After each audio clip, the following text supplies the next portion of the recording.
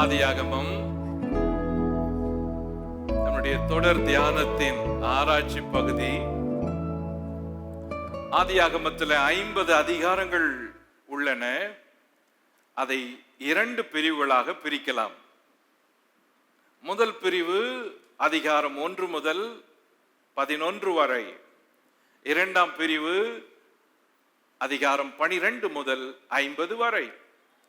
இந்த முதல் பிரிவில் 4 சம்பவங்கள் இடம்பெற்றுள்ளன. அந்த 4 சம்பவங்களை நாம் வரிசையாக பல மாதங்கள் படித்தோம், ஆராய்ச்சி செய்தோம், தியானித்தோம், அதில் ஆழங்களை பார்த்தோம், அதே வேளையில் கர்த்தருடைய சத்தத்தையும் கேட்டோம். ஆதியாகமம் 2ஆம் பகுதி 4 நபர்களை மையமாக கொண்ட பகுதி.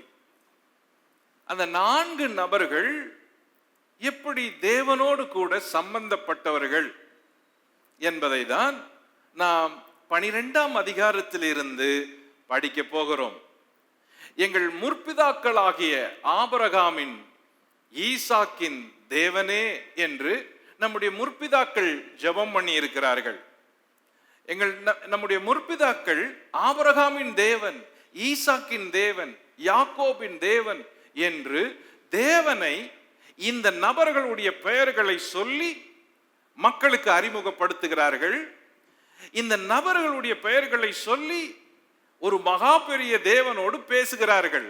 அப்படி என்றால் இந்த முற்பிதாக்கள் எவ்வளவு ஒரு முக்கிய நபர்களாக இருந்திருந்தால், ஜெபம் பண்ணும் போதும் பேசும் பொழுதும் வேதத்தில் இருக்கிற பரிசுத்தவான்கள் ஆபிரகாமின் தேவன், ஈசாக்கின் தேவன், யாக்கோபின் தேவன் என்று அழைக்கிறார்கள். அவ்வளவு பெரிய ஒரு முக்கியமான நபர்களை குறித்து தான் ஆதியாகம புத்தகம் அவர்களுடைய சரித்திரத்தை எழுதி வைத்திருக்கிறது. ஆக இனிமேல் நாம் படிக்க போகிற சம்பவங்கள், சரித்திரங்கள் எல்லாம் சரித்திரத்தை தாண்டி, வேதாகம சரித்திரத்தை தாண்டி, ஆராய்ச்சி பகுதிகளை தாண்டி நம்முடைய வாழ்க்கையோடு கூட நம்மை அவ்வப்பொழுது பரிசோதித்து கொள்ளுகிற செய்திகளாகவும், தேவனோடு கூட நம்மை சரிப்படுத்திக் கொள்ளுகிற செய்திகளாகவும் இருக்க போகிறது. ஆகவேதான் அதிகாரம் 11 வரை நான் பேசும் பொழுது இருந்த தைரியத்தை விட அதிகாரம் 12க்கு பிறகு நான் மிகவும் நடுங்கி மிகுந்த பயத்தோடு பேச நினைக்கிறேன்.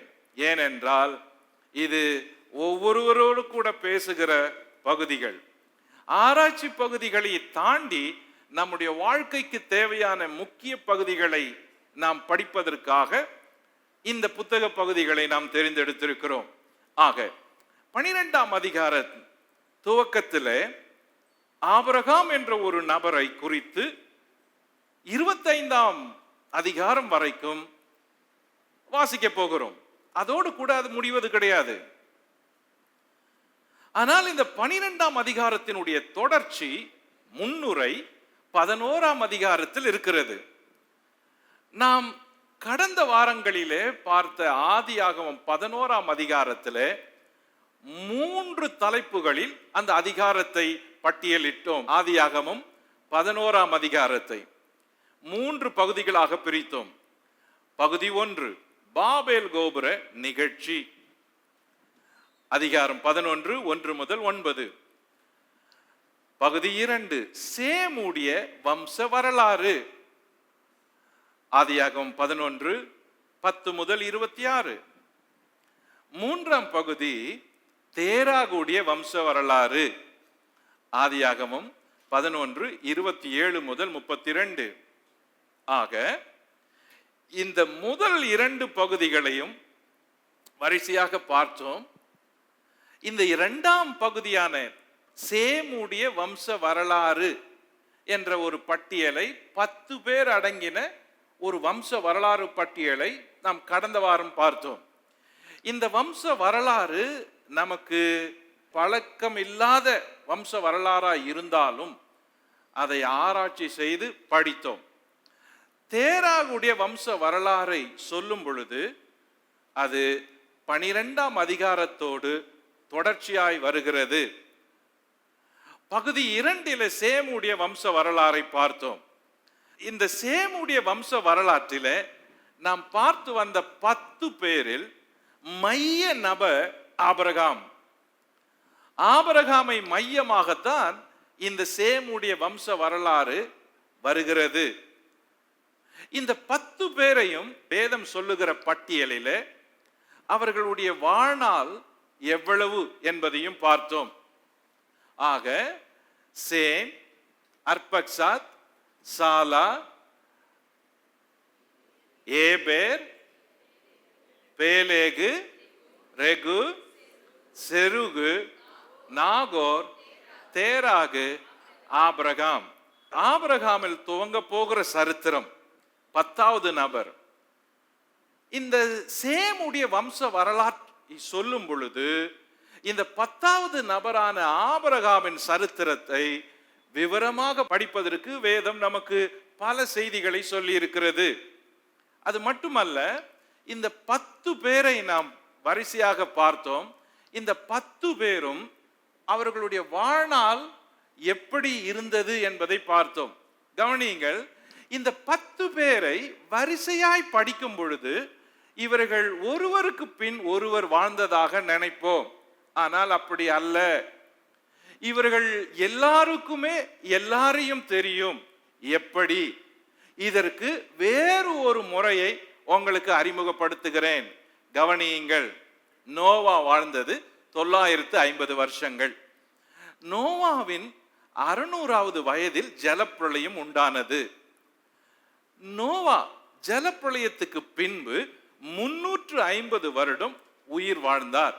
ஆக ஜலப்பிரளயத்துக்கு முன்பும் ஜலப்பிரளயத்துக்கு பின்பும் உயிர் வாழ்ந்தது நோவாவும் அவனுடைய குமாரர்களும். ஆக இப்பொழுது இந்த 10ஆம் அதிகாரம், 11ஆம் அதிகாரம், 12ஆம் அதிகாரம் இவைகள் எல்லாம் இந்த நோவா என்ற ஒருவனோடு கூட தொடர்பிலேயே வருகிறது. 10ஆம் அதிகாரத்தில் 10 பேரை சொல்லி இருக்கிறது. அந்த 10 பேர் பிறக்கும் வயதை சொல்லி இருக்கிறது வேதம். அவர்கள் எவ்வளவு காலம் வாழ்ந்தார்கள் என்பதை சொல்லி இருக்கிறது. அவர்களுடைய வாழ்நாள் முழுவதும் எவ்வளவு என்பதையும் சொல்லி இருக்கிறது. இதை வரிசையாய் படிக்கும் பொழுது நாம் புரிந்து கொள்ளுகிற விதம் வேறு. போன வாரம் நான் உங்களுக்கு சொன்னும் பொழுது ஒவ்வொருடைய வாழ்நாளையும் வயதையும் கணக்கிட்டு சொன்னேன். அப்போ நீங்க கேட்கலாம், அது எப்படி இவங்கெல்லாம் இவ்வளவு வருஷம் வாழ்ந்தாங்க, இவ்வளவு வயசுல வாழ்ந்தாங்க, எதை பேஸ் பண்ணி சொல்றீங்க அப்படின்னு கேட்கலாம். எதை பேஸ் பண்ணி அந்த கணக்கை போடுறோம் அப்படின்னு. இப்ப கவனிங்க, வேதாகமத்தில் சொல்லப்பட்டிருக்கிற இந்த வம்ச வழிய வரிசையா படிக்கும் பொழுது புரிந்து கொள்ளுகிற விதம் வேறு. ஆனா அதை வரைபடமாக்கி படிக்கும் பொழுது புரிந்து கொள்ளுகிற விதம் வேறு.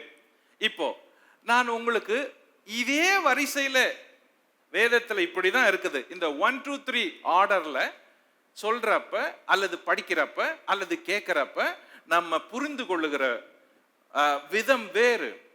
இதையே வேற வரிசையில கொடுக்கிறேன். வேற வரிசையில கொடுக்கிறப்ப போன வாரம் நம்ம படிச்ச வயது குறிப்புகள் எல்லாம் இதை பேஸ் பண்ணி தான் இருக்குது. பாருங்க, ஆபிரகாம் உடைய வயது. இப்ப பாருங்க, ஆபிரகாம் உடைய வயது இது 100 வயது அப்படின்றப்ப மேல அவங்க அப்பாவுக்கு 170 வயது, செருகுக்கு 229 வயது, ஏபேருக்கு 325 வயது, சாலாவுக்கு 355 வயது, அர்பக்சாத்துக்கு 390 வயது, சேமுக்கு 493 வயது. அப்போ இத பேஸ் பண்ணி ஜஸ்ட் ஒரு கோடு போட்டாலே எல்லாருமே எல்லா வயசையும் கணக்கு பண்ண முடியும். உதாரணத்துக்கு நோவா மரிக்கிறாரு.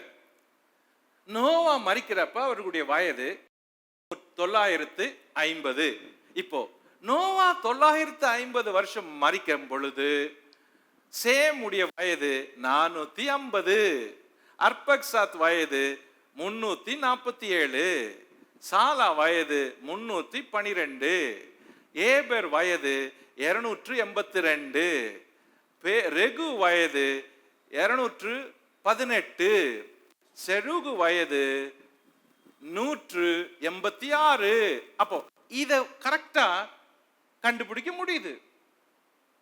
சோ முதல்ல நம்ம படிச்சப்ப இந்த வரிசையில படிச்சா நமக்கு விளங்கல. எப்படி? இந்த வரிசையில படிக்கிறப்ப வரிசையா படிச்சா விளங்கி கொள்றது வேற. இப்போ இதே வரிசையை ஃபாலோ பண்றப்ப நான் போன வாரம் உங்களுக்கு சொன்ன முழு வரிசையும் வம்ச வரலாற்றும் வயது குறிப்பும் எல்லாம் இத பேஸ் பண்ணி. சோ ஆபிரகாமுக்கு 100 வயது இருக்கிறப்ப யாரெல்லாம் உயிரோடு இருக்கிறான்னு பார்த்தோம். நோவா இல்ல, சேம் இருக்கிறாரு, அர்பக்சாத் இருக்கிறாரு, சாலா இருக்கிறாரு, ஏபேர் இருக்கிறாரு, பேலேகு இறந்துட்டா, ரெகு இறந்துட்டா, செருகு இருக்கிறாரு, நாகோர் இறந்துட்டாரு, தேரா இருக்கிறாரு. இப்ப இதை பார்த்ததுமே உங்களுக்கு ஈஸியா கணக்கு பண்ண முடியுது. One more example.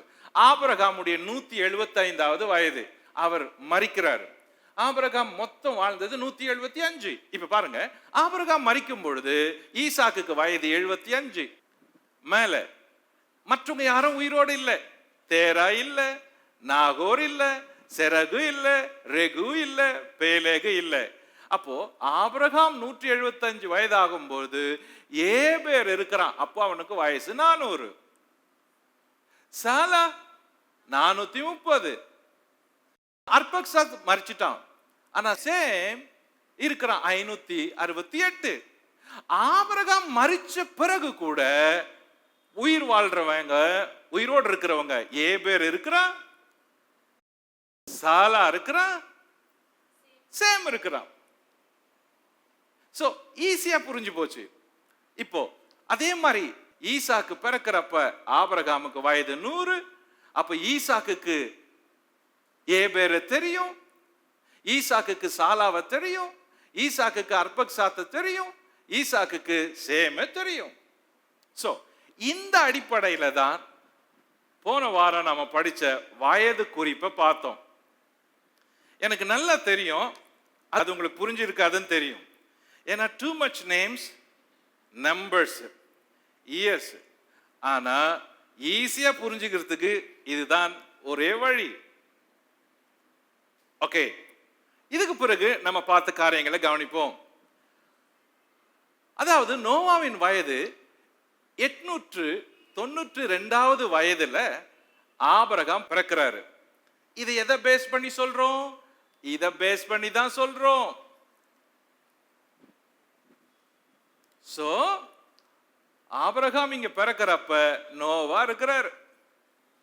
ஓகே, கவனிப்போம்.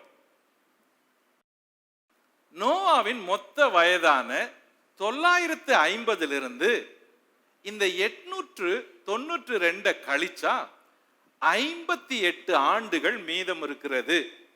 அதாவது ஆபிரகாமின் 58வது வயது வரை நோவா உயிரோடு இருந்திருக்கிறாரு.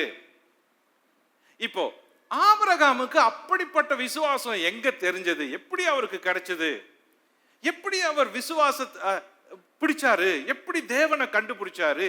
எப்படி அவர் அவ்வளோ பெரிய விசுவாசத்தை கத்துக்கிட்டாரு? எங்கிருந்து கத்து இருப்பாரு அப்படின்னா, அப்ப 58 வருஷமா இருக்கிறவரு நோவாவுடைய வாழ்க்கையிலிருந்து தேவன் கிட்ட நோவா எப்படியெல்லாம் இருந்தாரு, என்னெல்லாம் செஞ்சார் என்பதை ஆபிரகாம் நோவா கிட்ட இருந்து கத்திருக்கணும். ஏன்னா ஆல்மோஸ்ட் 58 இயர்ஸ் இருக்குது. ஆபிரகாமுக்கு 58 வயசு ஆகிற வரைக்கும் நோவா இருக்கிறாரு. அப்போ தேவனுடைய பல காரியங்களை நோவாவிடம் இருந்து ஆபிரகாம் கற்று இருக்கணும். ஓகே, அதிகார பகுதிகளை கவனிப்போம். பாபேல் கோபுர நிகழ்ச்சியை பார்த்தோம், சேமுடைய வம்ச வரலாறை பார்த்தோம். ஆதியாகமம் 11 தேராகுடைய வம்ச வரலாறு, இதை தான் நம்ம தொடங்கணும். ஏன்னா போன வாரம் இந்த இடத்துல சேமுடைய வம்ச வரலாறுல முடிச்சோம். இப்போ தேராகுடைய வம்ச வரலாறுக்கு வந்திருக்கிறோம். இது ஒரு சின்ன செப்பரேட் ஃபேமிலி ஜீனியாலஜி, அவங்க குடும்பம் மட்டும் தனியா. இந்த 10 பேர்ல, சேமுடைய 10 பேர் வம்ச வரலாறுல இந்த தேராகுடைய வம்ச வரலாறு தனியா. தனி ரூட்ல இப்ப வருது. இதுதான் ஆதியாகமம் 11:27 முதல் 32 பார்க்கிறோம். இப்ப படிப்போம். தேராகுடைய வம்ச வரலாறு. தேராகுவின் வம்ச வரலாறு குறிப்பு 1. செருகுவின் மகன் நாகோரின் குமாரன் தேராகு. ஏன் செருகுவின் மகன் நாகோர் அப்படின்றோன்னா இன்னொரு நாகோர் உள்ள இருக்கிறான். அதனால இது இது இது தேவைப்படுது. அதே நேம்ல இன்னொரு ஆளுகிறார். ஆரான் அப்படின்றது 2 பேர் ஒரே மாதிரி இருக்குது. இடத்துக்கு பேரும் ஆரான் இருக்கு, ஒரு ஆளுக்கு பேரும் ஆரான் இருக்கு. ஓகே, தேராகு 70 வயது ஆகும் பொழுது அவன் பிள்ளைகளை பெற்றெடுக்கிறான். அவன் பெற்ற பிள்ளைகள் ஆபிராம், நாகோர், ஆரான். ஒரு டவுட் சில இடங்கள்ல எல்லாருக்குமே இருக்குது, பேசுற எங்களை மாதிரி பிரீச்சர்ஸுக்கும் இருக்குது. வேதத்துல ஒரு இடத்துல கூட தவறு இல்லைன்னு பேசுறோம். ஆனா சில இடங்கள்ல ஒரே நேரத்துல வயது சொல்லிட்டு பிள்ளைகளை பெற்றாங்க அப்படின்னுது. உதாரணத்துக்கு நோவா 500 வயது ஆகும்போது சேம் காம் யாபேத்தை பெற்றான். அது எப்படி ஒரே வருஷத்துல 3 பிள்ளைங்களை பெற்றெடுக்க முடியும்? ஒருவேளை 3 பேரும் ட்ரிபிள் பேபிய பிறந்தாங்களா அப்படின்றது அது தெரியல. ஆனா இன்னும் அதுக்கு நான் தேடுறேன், எங்கேயாவது குறிப்பு இருக்குமா? எப்போ ஆண்டவரே அந்த ரகசியம் தெரியும், எப்போ என்ன ரீசன்ல அப்படி சொல்லுது வேதம் அப்படின்னு அது வெளிப்படுத்தப்படும் வரையும் இல்ல அது கண்டுபிடிக்கப்படும் வரையும் நான் வெயிட் பண்ணிக்கிட்டே இருக்கிறேன். நான் முடிவுக்கு வரல. வேதத்துல ஒரு சந்தேகம் இருக்குது அப்படின்னா உடனே முடிவுக்கு வரக்கூடாது. வெயிட் பண்ணணும், படிச்சுட்டே இருக்கணும், வெயிட் பண்ணணும், கேட்டுக்கிட்டே இருக்கணும், படிச்சுக்கிட்டே இருக்கணும், வெயிட் பண்ணணும். அது என்னைக்குன்னா ஒரு நாள் வெளிப்படுத்தப்படும் அல்லது நீங்க கண்டுபிடிப்பீங்க. அதனால பல ரகசியங்களை உடனுக்கு உடனே முடிவெடுத்து அனௌன்ஸ் பண்ண முடியாது. அது மாதிரி இங்க ஒரு காரியம், எப்படி 500 வயதுல நோவாவுக்கு 3 பிள்ளை பிறந்ததுன்னு இருக்குதோ அதே மாதிரி தேராகுடைய 70 வயதுல ஆபிராம், நாகோர், ஆரான் என்பவர்கள் பிறந்தார்கள் இருக்கு. சோ இங்கேயும் அது மாதிரி தான் சொல்லி இருக்குது. ஓகே, தேராகு வேற தேவர்களை சேவித்தான். எடுப்போம். தேராக குறிச்சு சொல்றப்ப யோசுவாவின் புத்தகம் 24ஆம் அதிகாரம் 2ஆம் வசனத்துக்கு வாங்க. யோசுவா ஆரம்ப கால சரித்திரத்தை சொல்ற விதத்தை கவனிப்போம். யோசுவா 24:2. அப்பொழுது யோசுவா சகல ஜனங்களையும் நோக்கி, இஸ்ரவேலின் தேவனாகிய கர்த்தர் சொல்லுகிறது என்னவென்றால், பூர்வத்திலே உங்கள் பிதாக்களாகிய ஆபிரகாமுக்கும் நாகோருக்கும் தகப்பனான தேராகு என்பவன் நதிக்கு அப்புறத்திலே குடியிருந்த போது அவர்கள் வேறே தேவர்களை சேவித்தார்கள்.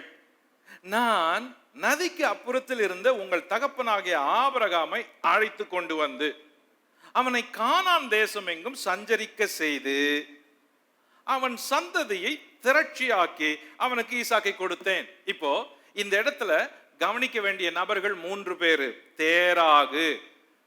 தேராகு எங்க இருந்தாரு? நதிக்கு அப்புறத்துல, அதாவது மெசபடோமியாவில். என்ன செஞ்சாரு? வேற தேவர்களை சேவிச்சாங்க. இது ரொம்ப முக்கியம். வேற தேவர்கள். ஏன் இது முக்கியமா இப்போ நமக்கு விளங்குதுன்னா 10ஆம் அதிகாரத்திலையும் 11ஆம் அதிகாரத்திலையும் வேற தேவர்களை குறிச்சு விளக்கமா படிச்சதுனால இந்த வசனம் இப்ப எளிமையா புரியும். பாபேல் கோபுர சம்பவம், பாபேல் கோபுரத்தை சுத்தி நடக்கும் நிகழ்ச்சி, காரணங்கள் எல்லாமே. சோ வேற தேவர்களை சேவிச்சவங்க தேராகு. Okay, number 4. தேராகு ஊர் என்ற கல்தேயர் பட்டணத்தை விட்டு ஆரானுக்கு குடிபெயர்ந்தான். இப்போ ஆதியாகமம் 11:31க்கு வாங்க. தேராகு தன் குமாரனாகிய ஆபிரகாமையும் ஆரானுடைய குமாரனும் தன் பேரனுமாயிருந்த லோத்தையும் தன் குமாரன் ஆபிரகாமுடைய மனைவியாகிய தன் மருமகள் சாராயையும் அழைத்து கொண்டு அவர்களுடனே ஊர் என்கிற கல்தேயருடைய பட்டணத்தை விட்டு கானான் தேசத்துக்கு போக புறப்பட்டார். தேராகு அவங்களுடைய பிள்ளைங்க, பேரன், அவங்கள கூப்பிட்டுட்டு, மருமகளையும் கூப்பிட்டுட்டு, ஊர் என்ற பட்டணத்தை விட்டு கானானுக்கு போறாங்க. ஆனா ஆரான் மட்டும் போய் அங்க ஸ்டே பண்றாங்க. இப்போ 3 இடங்கள் இங்க சொல்லப்படுது, கவனிக்கணும். ஒன்னு, தேராகு குடியிருந்த ஊர் என்ற பட்டணம். 2, அவங்க புறப்பட்டு போகும் பொழுது அவங்க வழியில தங்கன பட்டணம் ஆரான். 3, அங்கிருந்து அவங்க போற பட்டணம் கானான். சோ இந்த புவியியல் சார்பா இந்த 3 பட்டணங்களும் அல்லது 3 நிலங்களும் ரொம்ப முக்கியமானது. இந்த இடத்துல இருந்து இன்னொரு இடம் போய் இன்னொரு இடத்துல இருந்து இன்னொரு இடம் போறாங்க. சோ இது தேராகு படிக்கிறப்ப இது ரொம்ப முக்கியமானது. ஆரானுக்கு குடிபெயர்ந்தான். நம்பர் 5, தேராகு தனது 205வது வயதுல ஆரானுல மரிச்சான். இப்ப தேராகுடைய வம்ச வரலாறை படிக்கிறோம். தேராகுடைய ஊரு, அவங்க தேவர்கள், அவன் வயசு, அவன் குடிபெயர்ந்தது எல்லாவற்றையும் பார்க்கிறோம். ஏன்? ஆதியாகமம் 11ஆம் அதிகாரத்துல 10ஆம் வசனத்திலிருந்து சேமுக்கு பிறகு வர வம்ச வரலாறு தேராகுடைய வம்ச வரலாறு. 27ஆம் வசனம் தேராகுவின் வம்ச வரலாறு அப்படின்னு சொல்லுது. 3வது நபரை தான் இப்ப பார்க்கிறோம். ஓகே, தேராகுவின் மகன் ஆரானை பற்றி குறிப்பு. இப்ப பாருங்க, இவங்களுக்கு 3 பிள்ளைங்க இருந்தாங்கன்னு பார்த்தோம். யாருக்கு? இந்த தேராகுக்கு. இங்க கவனிங்க, ஆபிராம், நாகோர், ஆரான். இந்த தேராகுக்கு 3 பிள்ளைங்க, 3 ஆண் பிள்ளைங்க. பெண் பிள்ளைங்களும் இருந்திருக்கலாம். எல்லாருமே குமாரத்திகளும் குமாரர்களையும் பெற்றாங்க. வேதம் சொல்றப்ப முக்கியமான செய்திக்கு முக்கியமான நபர்களை செலக்ட் பண்ணி பேசும். இப்போ இந்த 3 நபர்கள்ல 3வது நபரை இப்ப முதல்ல பார்க்கிறோம், ஆரான். ஏன்? இவன் தான் தான் அப்பா மரிக்கிறதுக்கு முன்னாலே இறந்துட்டுவேன். ஓகே, இப்ப பாருங்க, ஆரானை பற்றிய குறிப்பு என்ன? நம்பர் 1, ஆரான் பிறந்த இடம் ஜென்மபூமி ஊர் என்ற பட்டணம். ஆதியாகமம் 11:28. நம்பர் 2, கல்தேயர் பட்டணத்தில் தகப்பனோடு குடியிருந்தவன் இந்த ஆரான். ஆதியாகமம் 11:28. நம்பர் 3, இவனுடைய மகன் பெயர் லோத். ஆதியாகமம் 11:27. நம்பர் 4, இவனுடைய மகள்கள் பெயர் மில்கால், இஸ்கால், சாராய் அப்படின்னு இருக்குது. சாராய் அப்படின்றது வேதத்துல சொல்லப்பட்டிருக்குது. ஆனா அவள் ஆரானுடைய குமாரத்தின்னு சொல்லப்படல. இவங்க 2 பேரையும் சொல்லி இருக்குது, மில்காலையும் இஸ்காலையும். ஆனா யாஷர் புஸ்தகம் என்ன சொல்லுது? குறிப்பு உதாரணத்துக்கு இந்த சாராய் கூட ஆரானுடைய குமாரத்தி அப்படின்னு சொல்லுது. வேற ஒரு குறிப்புல என்ன சொல்லுது? வேதாகம ஆராய்ச்சியாளருங்க, ஒருவேளை தேராகுவனுடைய இன்னொரு மனைவியினுடைய மகளா சாரா இருந்திருக்கலாம் அப்படின்னு சொல்லப்படுது. அதனாலதான் ஆபிரகாம் சாரால தன்னுடைய சகோதரி அப்படின்னு எகிப்துல சொன்னான். காரணம் என்னன்னா, அவள் தன் தாயினுடைய வம்சத்துல வந்த சகோதரி இல்ல, தன் தகப்பனுடைய வம்சத்துல வந்த சகோதரி. அதனால ஆபிரகாம் சொல்லி இருக்கிறாரு. இப்ப கவனிங்க, ஆதியாகமம் 11:28-29 படிப்போம். ஆரான் தன் ஜென்மபூமி ஆகிய ஊர் என்கிற கல்தேயர் தேசத்து பட்டணத்திலே தன் தகப்பனாகிய தேராகு மரிக்கும் முன்னே மரித்தான். ஆபிரகாமும் நாகோரும் தங்களுக்கு பெண் கொண்டார்கள். ஆபிரகாமுடைய மனைவிக்கு சாரா என்று பேர், நாகோருடைய மனைவிக்கு மில்கால் என்று பேர். இவள் ஆரானுடைய குமாரத்தி. ஆரான்னா இவனுடைய இந்த ஆளுடைய பிள்ளைங்க. ஓகே, அந்த ஆரான் மில்காலுக்கும் இஸ்காலுக்கும் தகப்பன் அப்படின்னு ஒரு சிலர் என்ன சொல்றாங்க, ஒருவேளை சாராயினுடைய பெயரு இஸ்காலா கூட இருக்கலாமோ, வேறு ஒரு பெயரா கூட இருக்கலாமோ அப்படின்னு 3 கோணத்துல இந்த சாராய கணிக்கிறாங்க. வெளிப்படையா இங்க சொல்லப்படல. ஆனா லோத்து சொல்லுது, லோத்து யாரு? ஆரான் பெற்றெடுத்தவன் அப்படின்னு சொல்லுது. சோ சாராய குறிச்சு கவனிக்கிறப்ப இங்க அவங்க அம்மாவை குறிச்சோ அவங்க அப்பாவை குறிச்சோ அதிகம் சொல்லல. ஆனா 3 க்ளூல ஒரு பாயிண்ட் என்ன கணிக்கிறாங்க, சாராய் தேராகவுடைய வேறொரு அடுத்த மனைவியினுடைய மகளா இருக்கணும். இல்லாட்டி சாரால் இங்க இஸ்கால்னு சொல்லப்படுதே அவள் இந்த சாராளா இருக்கணும். இல்லாட்டி இந்த சாரால் உண்மையிலே ஆரானுக்கு பிறந்த இன்னொரு மகளா இருக்கணும். மில்கால், இஸ்கால், சாரால் இவங்க 3 பேரா இருக்கணும் அப்படின்னு சொல்லப்படுது. ஓகே, நம்பர் 5, ஆரான் தன் தகப்பன் மரிக்கும் முன்னே மரித்து போனான். அதாவது இவங்க இந்த ஆரான் தேராகுடைய ஒரு மகன் தகப்பன் மரிக்கும் முன்னே மரித்து போனான். இப்ப இந்த குறிப்பை படிக்கிறதுல நமக்கு என்ன லாபம், என்ன அவசியம் அப்படின்னு கேட்கலாம். இப்போ நீங்க ஒரு சபையில இருக்கிறீங்க. சபையில இருக்கிறப்ப உங்க வீட்டுல உங்களுக்கு தெரிஞ்சவங்க வயசானவங்க வீட்டுல உயிரோடு இருப்பாங்க. ஆனா அவங்க பிள்ளை யாரோ ஒருத்தன் திடீர்னு மறிச்சிருவான். ஆக்சிடென்ட்லயோ விபத்துலயோ வியாதியிலையோ. அப்பா நல்லா இருப்பாங்க, அம்மா நல்லா இருப்பாங்க, ஆனா பிள்ளை திடீர் மரணத்தை சந்திக்கும். அப்போ இப்படிப்பட்ட வீட்டுக்கு நீங்க போறப்ப அவங்கள எப்படி ஆறுதல் படுத்த முடியும்? எந்த வகையிலுமே அவங்கள ஆறுதல் படுத்த முடியாது. ஏன்னா அம்மா அப்பா எல்லாரும் பெரியவங்களும் உயிரோடு இருக்கிறாங்க, வாலிபன் போயிட்டான் அப்படின்னா எப்படி அவங்கள ஆறுதல் படுத்துறது? எதை சொல்லி அவங்கள ஆறுதல் படுத்துறது? அந்த மாதிரி சூழ்நிலையில இந்த மாதிரி உதாரணங்கள் உதவும். அதனாலதான் இதெல்லாம் மிஸ் பண்ணாத படிக்கணும், இந்த மாதிரி குறிப்புகள். அப்போ அந்த மாதிரி ஒரு சோக வீட்டுக்கு போறப்ப, இழப்ப சந்திச்ச குடும்பத்துக்கு போறப்ப கவலைப்படாதீங்க. வேதத்துல கூட இப்படி நடந்தது. அப்பா உயிரோட இருக்கிறப்பவே புள்ள மறிச்சிட்டான். அப்பா சாகணும்னு நினைச்சிருந்தாரு வயசானா, ஆனா அதுக்கு முன்னாலேயே புள்ள மறிச்சிட்டான். அப்ப சில குடும்பங்கள்ல அந்த மாதிரி சம்பவங்கள் நடக்கும். இந்த மாதிரி உதாரணங்களை வைத்து அவங்களுக்கு ஆறுதல் சொல்லணும்.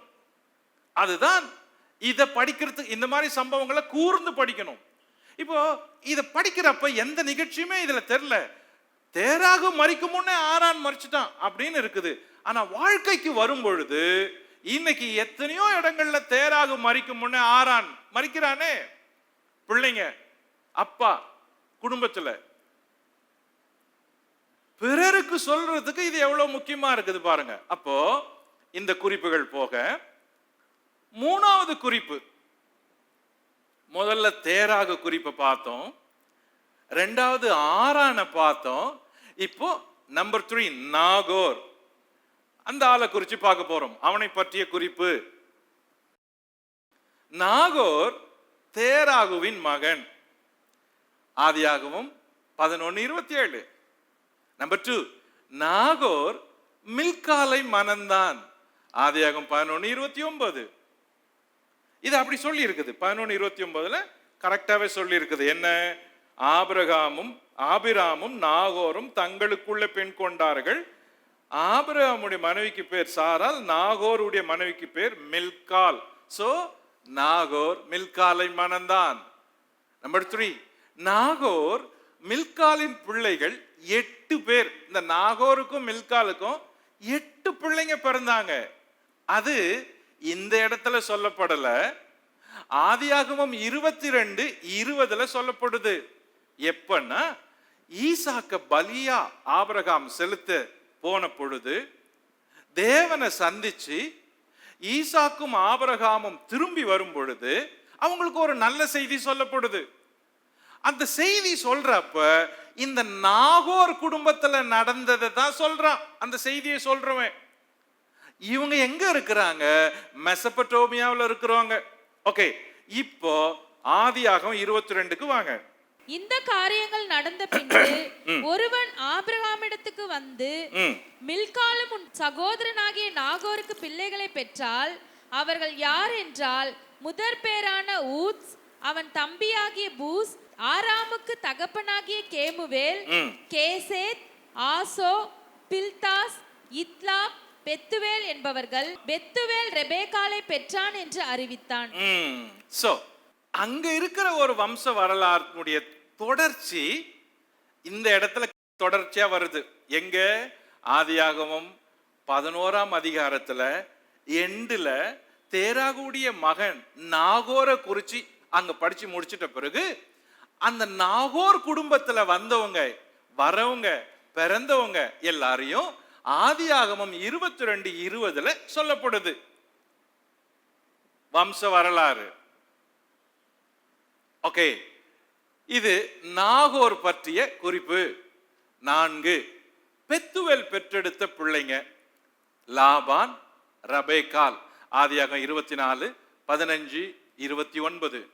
நம்பர் 5 நாகோர் மெசபடோமியாவில் உள்ள ஊரில் குடியிருந்தான்.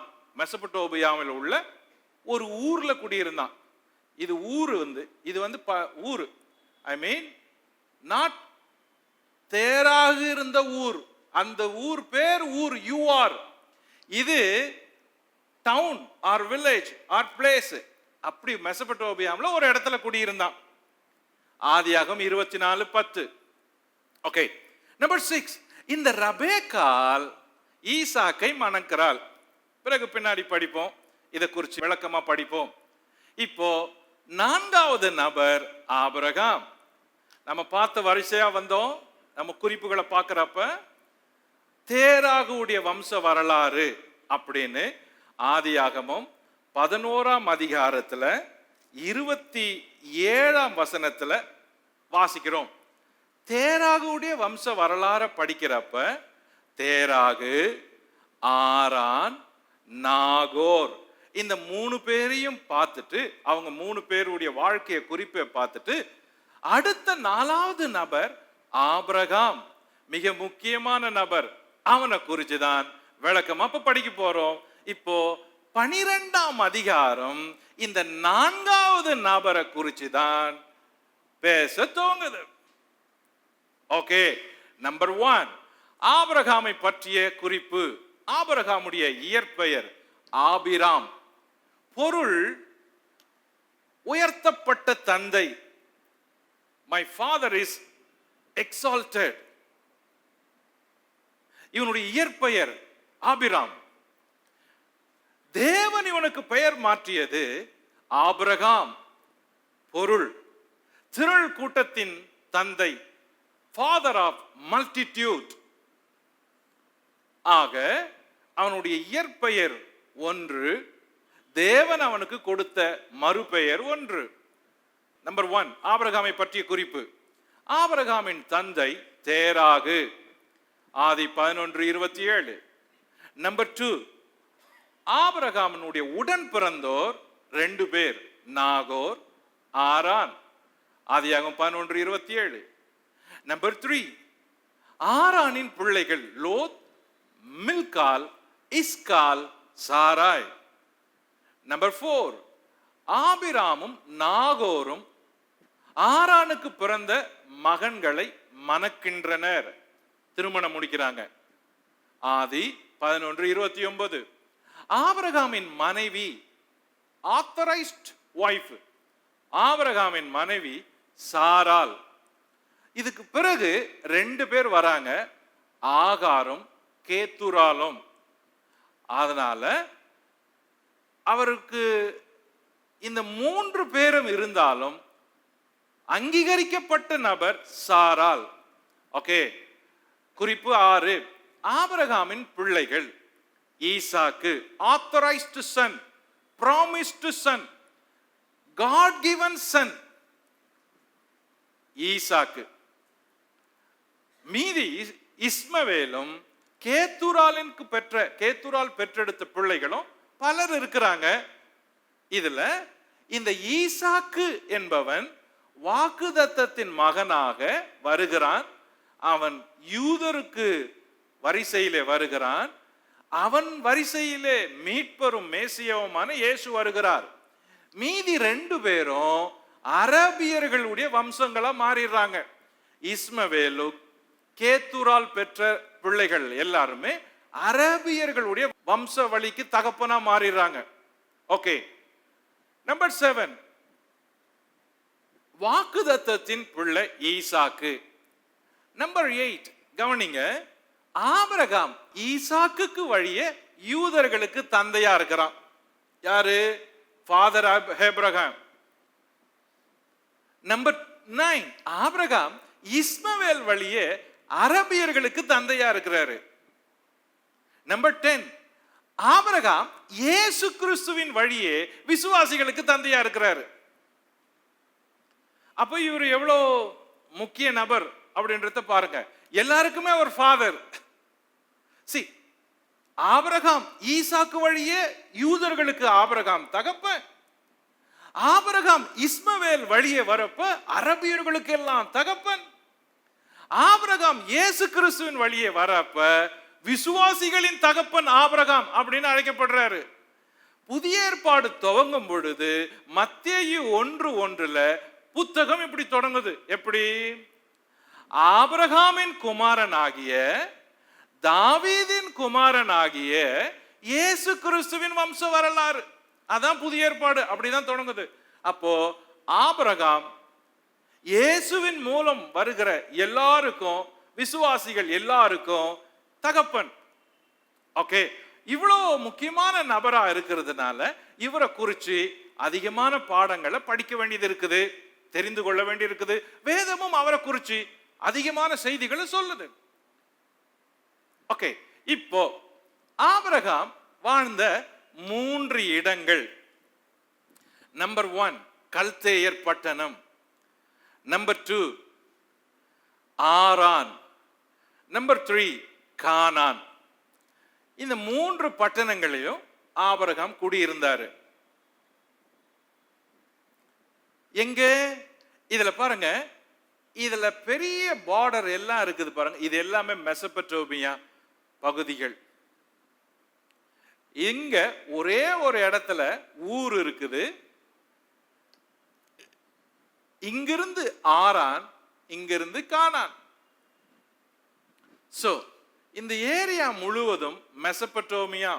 மெசபடோமியா என்று அழைக்கப்படுற இடம் சின்ன பட்டணம் கிடையாது, ஊர் எல்லை கிடையாது. அது பெரிய தேசத்தை மையமா கொண்ட படம், நாகரிகத்தின் துவக்கம், மையம். சோ அதனால இந்த மெசபடோமியான்னு வாசிக்கிறப்ப ரொம்ப பெரிய ஏரியா, அதுல ஒரு இடம், சின்ன இடம், ஒரு ஊர். இப்போ இந்த 3 இடங்கள்ல கவனிக்க வேண்டியது இருக்குது. நம்பர் 1 ஊர், நம்பர் 2 ஆரான், நம்பர் 3 கானான். ஏன்னா இந்த 3 இடங்களையும் வேதம் சொல்லுது, அவங்க போய் இருக்கிறாங்க, அவங்க தங்கி இருக்கிறாங்க. இப்போ நம்பர் 1 ஊரை பற்றிய குறிப்பு. கல்தேயர் பட்டணத்தை இருந்த அந்த ஊர் என்ற பட்டணத்தை பற்றிய குறிப்பு. இந்த பட்டணத்துக்கு சர் லியோனார்ட் ஊலி என்பவர் 12 வருஷம் தங்கி இருந்தாரு. 1922 இருந்து 1934 வரைக்கும் அந்த ஊர்லயே போய் தங்கி அந்த ஊர்ல இருந்த பல காரியங்களை ஆராய்ச்சி செஞ்சு கவனிச்சு தோண்டி அதனுடைய குறிப்புகளெல்லாம் எடுத்து அவர் புத்தகமா எழுதி பல காரியங்களை சொல்றாரு. இந்த பட்டணத்தை குறிச்சு, ஊர் என்ற பட்டணத்தை பற்றிய குறிப்புகளை கவனிங்க. நம்பர் 1 ஊர் என்பது ஆபிரகாம் பிறந்த இடம், ஜென்ம பூமி. நம்பர் 2 இது தெற்கு மெசபடோமியா பகுதியில் இருந்தது, தெற்கு மெசபடோமியா பகுதியை சார்ந்தது. நம்பர் 3 இதுல சுமார் 3.5 லட்சம் சுற்றளவு கொண்டிருந்த ஊர் இது. இது 3.5 லட்சம் சதுர சுற்றளவு கொண்டது, 250,000. சோ நம்பர் 4 இங்கு சுமார் 34,000 பேர் குடியிருந்திருக்கிறார்கள் அந்த நாளில், அந்த காலத்தில். நம்பர் 5 ஆபிரகாம் காலத்தில் ஊர் நல்ல கலாச்சாரத்திற்கும் பெரிய யுத்தங்களுக்கும் மையமான பகுதியா இருந்தது. Great culture and great wars, இது ரெண்டுத்துக்குமே அந்த ஊர் பேர் பெற்ற இடமா இருந்தது. நம்பர் 6, இந்த பட்டணத்தின் ராஜா ஊரை, அதாவது அந்த இடத்தை மைய பகுதியாக தெற்கு மெசபடோமியா பகுதிகளையும் முழுவதையும் ஆளும் அதிகாரம் கொண்டவரா இருந்தார். இந்த பட்டணத்தின் ராஜா ஊரை மையமா வச்சு மற்ற இடமான தெற்கு மெசபடோமியா பகுதிகளை எல்லாம் ஆண்டு வந்தார். நம்பர் 7, ஊர் பட்டணம் சுமேரியர்களின் 300 வருட புகழை கூறும் இடமாகும். சுமேரிய நாகரிகம் என்பது ரொம்ப முக்கிய நாகரிகம்.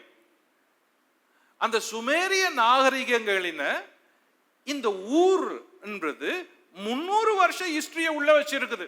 அந்த நாகரிகங்களை சம்பந்தப்பட்ட அந்த அந்த அந்த நாகரிகங்களோட சம்பந்தப்பட்ட செய்திகள், 300 வருஷம் செய்திகளை அந்த ஊர் என்ற இடம் சொல்லுது. இந்த ஊர்ல பல பள்ளிக்கூடங்கள் இருந்தன. ஆபிரகாம் பிறந்த ஊர் என்ற இடத்துல பல பள்ளிக்கூடங்கள் இருந்தன. இந்த பள்ளிகளில் மாணவர்கள் படிக்கவும் எழுதவும் கணித முறைகளை அதிகமாக கற்றும் வந்தனர். படிச்சாங்க, எழுதுனாங்க, கணித முறைகளையும் மேக்ஸ் ரொம்ப அதிகமா ஆர்வமா படிச்சாங்களாம்.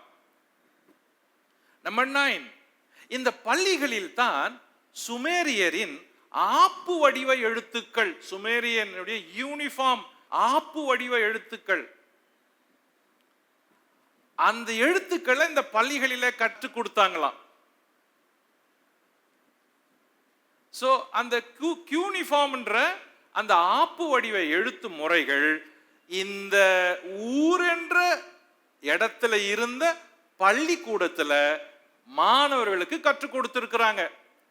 நம்பர் 10, ஊர் பட்டணத்துல பல தெய்வ வழிபாடுகள் அதிகமா இருந்துச்சு.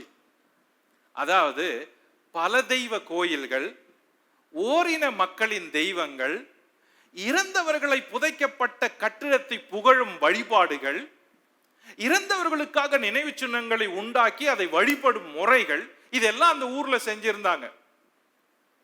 அப்போ அந்த ஊர் ஆல்மோஸ்ட் நம்ம ஊர் மாதிரி தான்.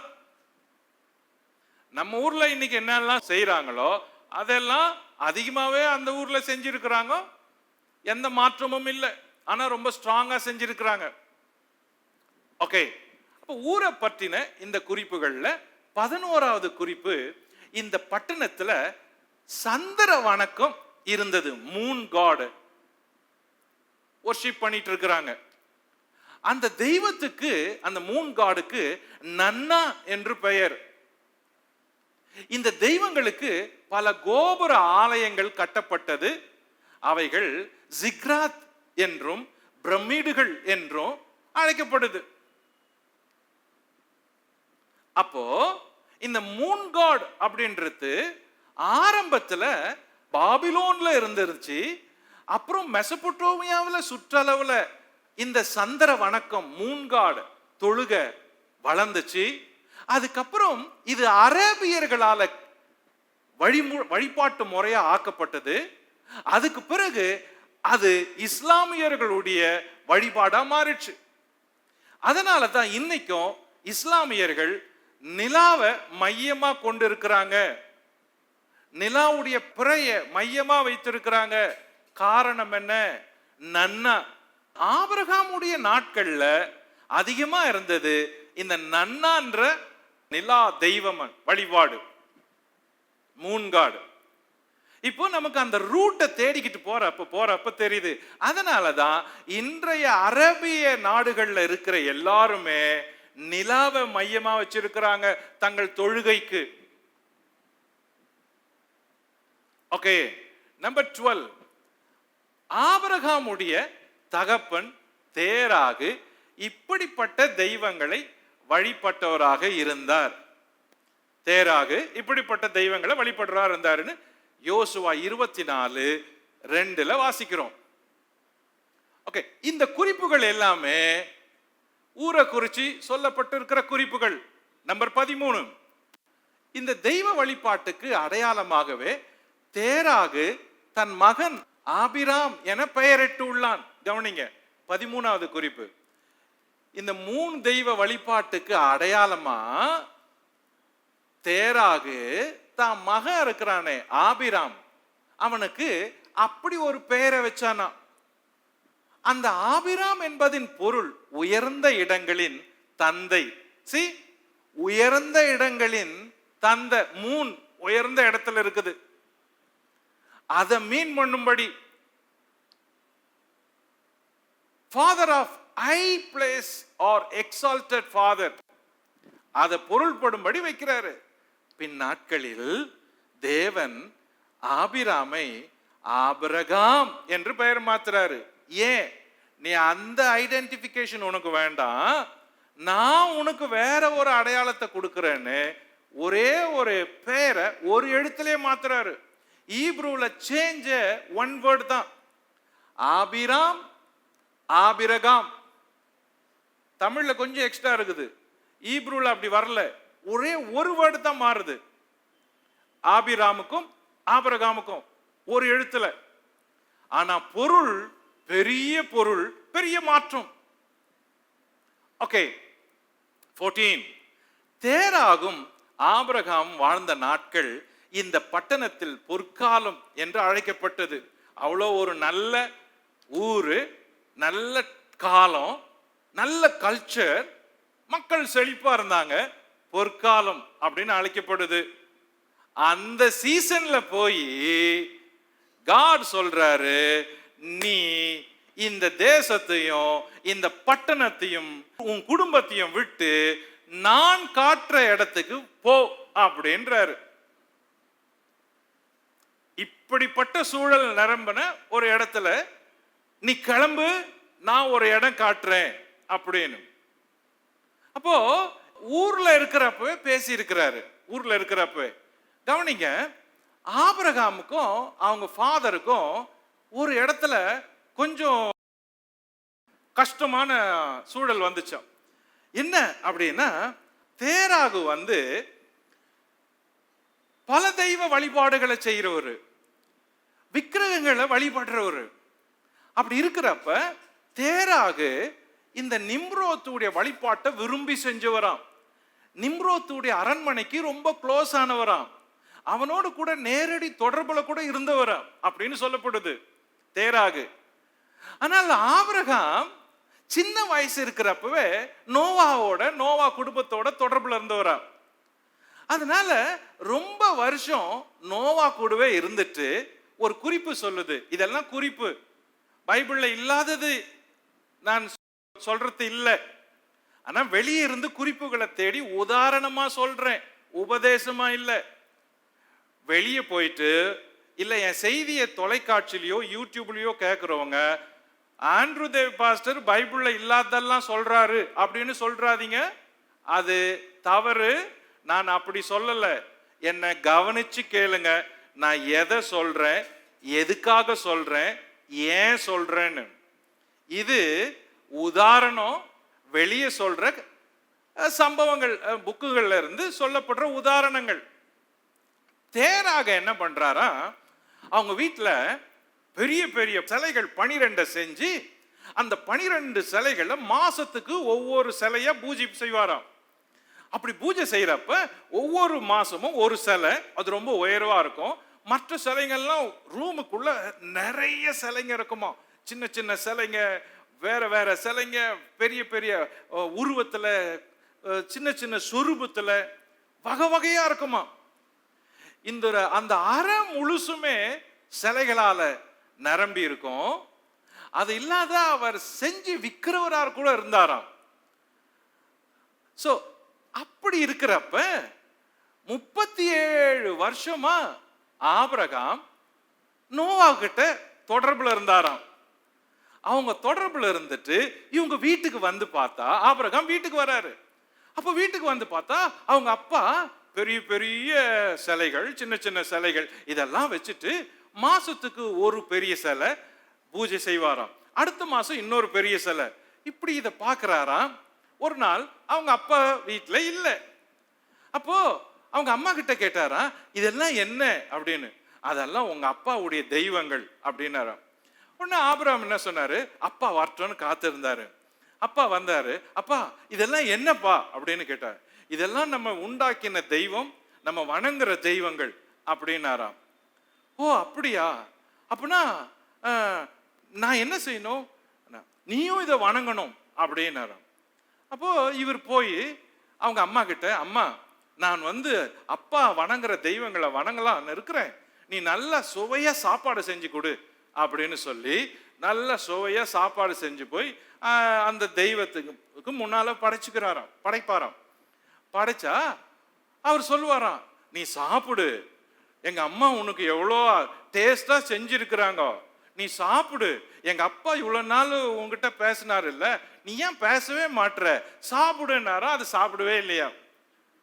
சரி அம்மா செஞ்சது சுவையா இல்லை போல, அதனால இன்னைக்கு சாப்பிடல அப்படின்னு போய் அம்மா கிட்ட என்ன பண்ணாரு, அம்மா நேத்து செஞ்சது நீ டேஸ்டா செய்யல, இன்னும் கூட இன்னைக்கு பெஸ்டா செய் அப்படின்னு நல்ல 3 கன்று அடிச்சு இன்னைக்கு டேஸ்டா செஞ்சு எடுத்து போய் ஒரு சிலைக்கு முன்னால வச்சு, பாரு எங்க அப்பா உன்னை பூஜிக்கிறாரு இல்ல, இன்னைக்கு ரொம்ப நல்லா சமைச்சிட்டு வந்தேன், நீ சாப்பிடு அப்படின்னாரா. அது சாப்பிடவே இல்லை, அமைதியா நின்னுச்சான். இவர் சொல்லி சொல்லி பார்த்தாரு, நேரா உள்ள இருந்து ஒரு கொம்பு எடுத்து சாப்பிடுறியா இல்லையா அப்படின்னு சொல்லி ஒவ்வொரு சிலையா அடிச்சாரு. அடிச்சா சத்தம் கேக்குதாம் எல்லாம் செய்து, நீ பேசுறியா இல்லையா, நீ பாக்குறியா இல்லையா, நீ சாப்பிடுறியா இல்லையானா எதுவுமே சாப்பிடல, எதுவுமே பேசல.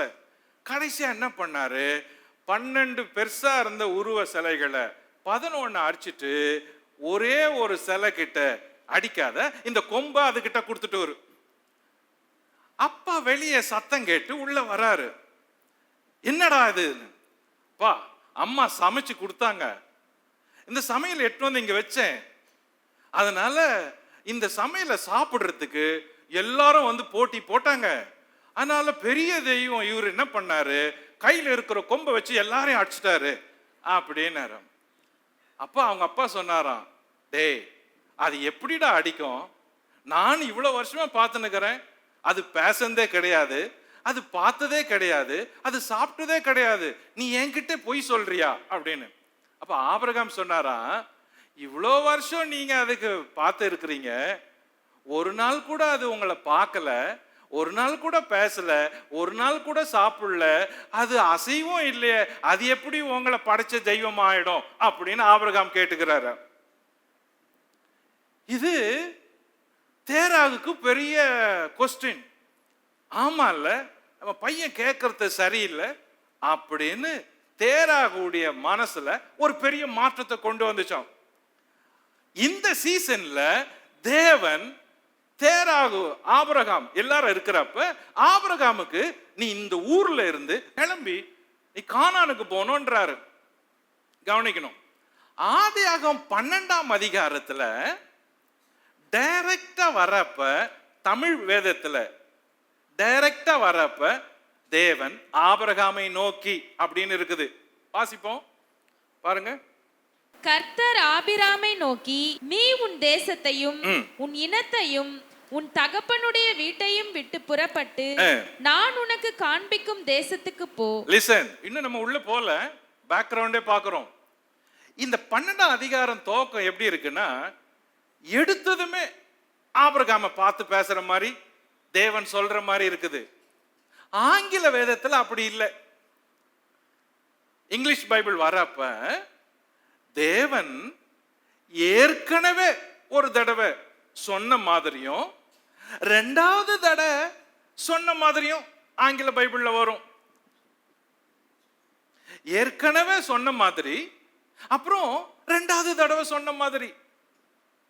உதாரணம் என்ன அப்படின்னா, அப்போஸ்தல நடபடிகள் 7ஆம் அதிகாரத்துக்கு வாங்க. ஏற்கனவே சொன்னது ஊர் என்ற பட்டணத்துல இருந்தப்ப, 2வது முறை சொல்றது ஆரான் என்ற பட்டணத்துல இருக்கிறப்ப. இப்ப பாருங்க, 7ஆம் அதிகாரம் 2ஆம் வசனத்தை கவனிப்போம், படிப்போம். அதற்கு அவன், சகோதரரே பிதாக்களே கேளுங்கள், நம்முடைய பிதாவாகிய ஆபிரகாம் காரான் ஊரிலே குடியிருக்கிறதற்கு முன்னமே, காரான் ஊர்னா ஆரான், மெசபதோமியா நாட்டிலே இருக்கும்போது, மெசபடோமியானா ஊரு, மகிமையின் தேவன் அவனுக்கு தரிசனமாகி ஃபர்ஸ்ட் டைம் நீ உன் தேசத்தையும் உன் இனத்தையும் விட்டு புறப்பட்டு நான் உனக்கு காண்பிக்கும் தேசத்துக்கு வா என்றார்.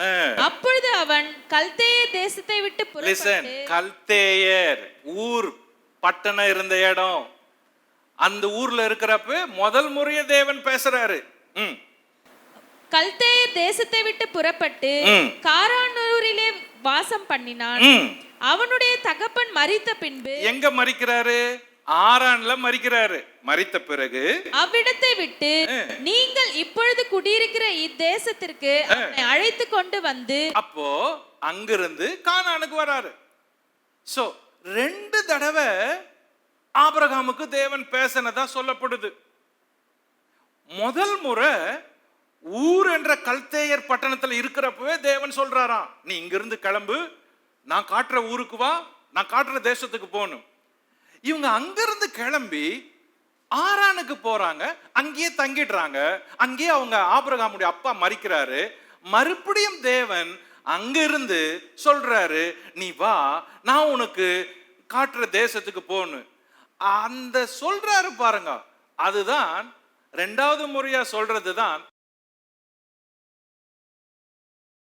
முதல் 3 வசனத்துல இருக்குது. 2வது முறை சொல்றது. ஓகே, இப்போ இவ்வளோ நேரம் ஊர் என்ற கல்தேயர் பட்டணத்தை பேக்ரவுண்ட் ஹிஸ்டரியை பார்த்தோம். எங்க இருக்குது? இங்க இருக்குது. இந்த பட்டணம் இங்க இருக்குது. இது மெசபடோமியா. இங்கிருந்து இவங்க ஆரானுக்கு போனோம். ஆரான்ல இருந்து கானான் போனோம். இது பயணம், பெரிய பயணம். ஆல்மோஸ்ட் ஊர்ல இருந்து ஆரானுக்கு 900 மைல்ஸ். 900 மைல் அப்படின்னா ஒரு நாளைக்கு அவர் குறைஞ்சபட்சம் 10 மைல் தூரமாவது போயிருக்கணும். அவங்க உடைமைகள், அவங்க ஆட்கள், ஒட்டகங்கள் எல்லாத்தையும் எடுத்துட்டு 10 மைல் தூரம் போயிருந்தா அங்க போய் சேரத்துக்கு குறைஞ்சபட்சம் 5-6 மாதமாவது ஆயிருக்கும். பெரிய பயணம் இது, பெரிய பயணம். சும்மா படிச்சிடுறோம், ஆனா யோசிக்கிறப்ப கஷ்டம். இன்னும் டீப்பா படிக்க போறோம், அப்ப தெரியும். ஓகே, ஆரானுக்கு போய் சேர்றாங்க. ஆரானை பற்றிய குறிப்பு நம்பர் 2, அந்த ஊரை பற்றிய குறிப்பு. இப்போ 1, ஆரான் என்றால் குறுக்கு சாலைகள், தாண்டி செல்லும் சாலை, கிராஸ் ரோட்ஸ் என்று பொருள். இது யூப்ரட்டிஸ் நதிக்கு வடக்கு பகுதியில 60 மைல் தூரத்துல பிளிகார் அருகே இருந்தது இந்த ஆரான். நம்பர் 3, இந்த நகரம் 3 வேறுபட்ட கண்டங்களுக்கு மையமா இருந்தது. அதுதான் இதனுடைய பியூட்டியே. 3 கான்டினென்ட்ஸ் ஜாயின் பண்ற இடம் ஆரான். பியூட்டிஃபுல். எது பாருங்க, ஐரோப்பா, ஆசியா, ஆப்பிரிக்கா பகுதிகள் சந்திக்கக்கூடிய பகுதி இது ஆரான். நம்பர் 5, அப்போஸ்தலர் 7:2-3 வசனங்கள்ல சொல்லப்பட்டிருக்கிற குறிப்பின்படி தேவன் முதலாவது ஆபிரகாமுக்கு ஊர் பட்டணத்தில் இருக்கும் போதே அவனை அழைத்திருக்கிறார். பிறகு ஆரானுக்கு வந்து குடியிருந்த பின்பு அவனை மீண்டும் அழைத்திருக்கிறார். இது ஆங்கில வேதம் சொல்றப்ப எக்ஸ்ட்ரா ஒரு வேர்டு போட்டு அழகா சொல்லுது. ஏற்கனவே அழைச்சேன், இப்போ உன்னை கூப்பிடுறேன் வா அப்படின்ற மீனிங்ல. தமிழ்ல வரப்ப அதை சொல்ல முடியல. எப்பவுமே மொழிபெயர்ப்பு சில நேரங்கள்ல முழு அர்த்தத்தையும் கொடுக்காது. கவனிங்க, மொழிபெயர்ப்பு முழு அர்த்தத்தையும் கொடுக்காது. ஏன் இஸ்லாமியர்களுக்குள்ள அவங்களுக்கு உள்ள மார்க்க பேதங்கள் அதிகமா இல்லை, டினாமினேஷன்ஸ் அதிகமா இல்லை? ஏன் தெரியுமா? அவங்களுடைய வேதத்தை அவங்க அதே மொழியில படிக்கிறாங்க. அந்த மொழியை படிச்சு வேதத்தை படிக்கிறாங்க, அந்த மொழியை பேசுறாங்க.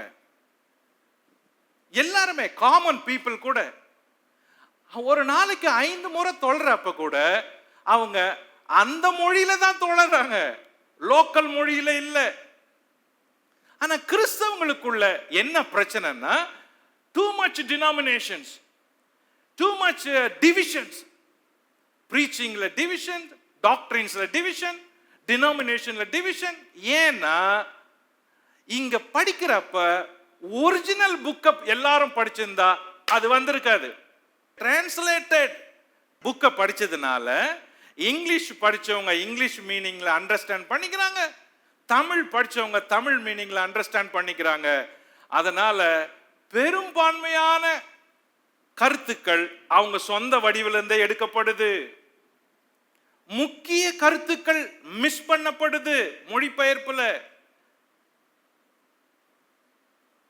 அதனால என்ன அப்படின்னா மூல மொழிபெயர்ப்புக்கு போய் தான் எல்லாத்தையும் பார்க்கணும். ஆனா கிறிஸ்தவங்க அப்படி போறது இல்ல, போதகருங்க அப்படி போறது இல்ல, பிரீச்சருங்க அப்படி போறது இல்ல, எவாஞ்சலிஸ்ட் அப்படி போறது இல்ல. ஏன் போறது இல்லைன்னா அவங்க இதுலயே திருப்தி பட்டுக்கிறாங்க, அதுலயே நாம திருப்தி பட்டுக்கிறோம், இதையே படிச்சு இதையே பேசுறோம் காலமெல்லாம். ஏன் ஆசை என்னன்னா இனிமேலாவது வீடுகள்ல வாலிப பிள்ளைங்க ஒவ்வொருத்தரையாவது இந்த மூல மொழிபெயர்ப்பு ஒண்ணு ஈப்ரூயாவது கிரீக்காவது சின்ன வயசுல இருந்தே படிக்க வைக்கணும். அப்போ அடுத்த தலைமுறைக்கு இப்படிப்பட்ட குழப்பங்களை குறைக்க முடியும். நம்ம பிரீச்சருங்க இன்னும் அறியாமையிலேயே பிரீச் பண்றாங்க, அறியாமையிலேயே. ஏன்னா அவங்க அது கிட்டவே வரல, அவங்க ஆழமா போல, தேடி படிக்கல, இன்னும் ஆழங்களுக்கே போல. அப்போ இந்த குழப்பங்கள் கலையை எடுக்கப்படவே முடியல, குழப்பங்களுக்கு தீர்வே இல்லை, முடிவே இல்லை, அப்படியே இருக்குது. நமக்கு சுவிசேஷம் சொன்னவங்க யூதர்களா இருந்து யூத தேசத்திலிருந்து வந்திருந்தா நம்ம அதை ஃபாலோ பண்ணி இருப்போம். ஆனா நமக்கு சுவிசேஷம் சொன்னவங்க வந்தவங்க பிரீச் பண்ணவங்க எல்லாருமே ஒர்க் பண்ணவங்க, ஃபீல்ட் ஒர்க் பண்ணவங்க எல்லாம் ஒயிட் பீப்புள், இங்கிலீஷ் பீப்புளா இருந்ததுனால நமக்கு அந்த பாதிப்பு அதிகமா இருக்குது.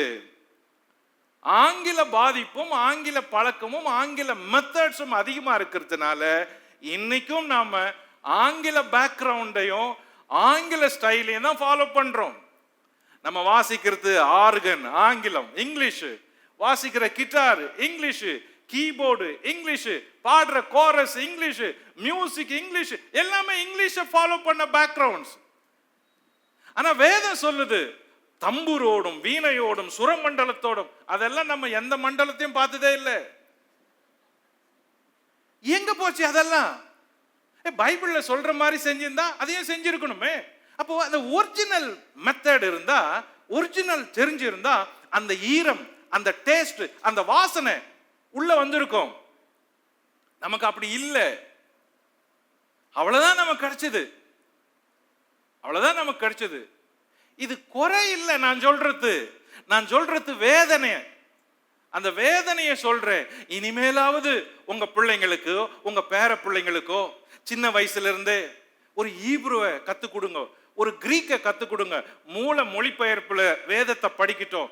நமக்கு அந்த பாக்கியமோ வாய்ப்போ கிடைக்கல, அவங்களுக்காவது கிடைச்சா இந்த தேசத்துல தவறுகளை எல்லாம் சரி செய்யற ஒரு சமுதாய பிரீச்சர்ஸ், ஒரு சத்தம் கேட்கணும்னு விரும்புறோம். அப்போ குழப்பங்களையும் வேறுபாடுகளையும் கலைக்கிறதுக்கு வழி இருக்குது. ஓகே, ஆரான். சோ இந்த இடத்துல இருந்து தேவன் அவனை அழைக்கிறாரு. ஆரானை பற்றிய குறிப்பு 7. ஆபிரகாமை தேவன் நீ உன் வீட்டையும் உன் இனத்தையும் விட்டு வா என அழைத்தார். ஆபிரகாம் பல தெய்வ வழிபாடுகளை விட்டு வந்தான் அவங்க ஃபேமிலி பேக்ரவுண்ட்ல. Okay, number 8. ஆபிரகாம் ஆரானில் 75 வயது வரை குடியிருந்தான். தன் தகப்பன் தேராகு குடும்பத்தாரோடும் குடியிருந்தான். இப்போ ஆரானை பத்திய குறிப்பு, ஆரான்ல இவங்க குடி போய் இருக்கிறாங்க. ஆபிரகாமுக்கு 75 வயது ஆகும் வரைக்கும் ஆரான்லே தங்கி இருக்கிறாங்க. நம்பர் 9. ஆரானில் இருக்கும்போது ஆபிரகாம் கானானுக்கு செல்ல புறப்பட்டான். கானானே ஆபிரகாம் சென்று சேர வேண்டிய இடம் என்பதால் தன் மனைவி சாராளோடும் லோத்தோடும் புறப்பட்டான். லாஸ்ட் அவங்க போய் சேர வேண்டிய லாஸ்ட் ஸ்டேஷன் கானான். அதனால மனைவியோடு புறப்படுறாரு. கவனிங்க, அவர் திரும்பி அவங்க சொந்த ஊருக்கு ஒரு முறை கூட வரல. இது பயங்கர சேஞ்ச், பயங்கரமான காரியம். திரும்ப ஒரு முறை கூட வரல. அப்போ அவங்க வீட்டை விட்டு கிளம்புறது எவ்வளவு கஷ்டம், நாட்டை விட்டு கிளம்புறது எவ்வளவு கஷ்டம், இனம் ஜனம் பந்துக்களை விட்டு கிளம்புறது எவ்வளவு கஷ்டம். ஆண்டவர் தெளிவா சொல்றாரு, உன் இனத்தையும் உன் வீட்டாரையும் உன் தேசத்தையும் விட்டு நான் காட்டுற தேசத்துக்கு போ அப்படின்னு. அது ரொம்ப ஸ்ட்ராங், பெரிய தீர்மானம், பெரிய தீர்மானம். அந்த தீர்மானத்தை எடுக்கிறது ரொம்ப கஷ்டம். அதுக்கு ஒரு தைரியம் வேணும். நம்மளால எடுக்க முடியலையே. நம்ம திருநெல்வேலியில இருந்து வட இந்தியாவுக்கு போய் ஊழியம் செய்யறோம். ஆனா பொண்ணுக்கு பையனுக்கு கல்யாணம் வேணும்னா திருநெல்வேலிக்கு தான் வந்துடுறோம். ஏன்? நம்ம எங்கதான் விட்டுட்டு அங்க போனா கூட மறுபடியும் அங்கிருந்து திரும்ப இங்க தான் வரும். பாருங்க, நம்ம ஸ்டாண்டர்ட் எப்படி இருக்குது, ஆபிரகாம் ஸ்டாண்டர்ட் எவ்வளவு உயரத்தில் இருக்குது. உயர்ந்த தகப்பன் ஆபிரகாம், எக்ஸால்டட் ஃபாதர். நம்ம குவாலிட்டி எவ்வளோ கீழே இருக்குது, ஆபிரகாமுடைய குவாலிட்டி, காலிங் குவாலிட்டி எவ்வளவு உயரத்தில் இருக்கு பாருங்க. திரும்ப வரவே இல்லை, திரும்ப வரல. அழைப்புன்றது அதுதான். தேவன் உங்களை அழைச்சிருந்தா, தேவன் உங்களை மீட்டு இருந்தா, தேவன் உங்க இனத்தையும் ஜனத்தையும் வீட்டையும் விட்டு என்ன பின்பற்றி வா அப்படின்னு அழைச்சிருந்தா, நீ திரும்ப அவங்க பக்கம் நினைச்சு கூட பார்க்க கூடாது. ஏன்னா உன்னை அழைக்கிறவர் பெரியவர், சாதாரணவர் இல்லை. உன்னை அழைக்கிறவர் இதை விட பெரிய காரியத்தை உனக்கு கொடுப்பேன்னு சொல்றாரு, மகிமையானதை கொடுப்பேன்றாரு, உன்னை முழுசுமே பொறுப்பெடுப்பேன்றாரு, பேரை பெருமைப்படுத்துவேன்றாரு. அப்போ தேவன் உன்னை அழைக்கிறப்ப நீ உன்னுடைய பின்னணியை எப்பவுமே நினைச்சு போக கூடாது. தேவனுக்காக முன்னே வைக்கிற காலை பின்னால வைக்க கூடாது. உன் குடும்பத்தார் இழுப்பாங்க, வைக்காத. உன் இனத்தார் இழுப்பாங்க, வைக்காத.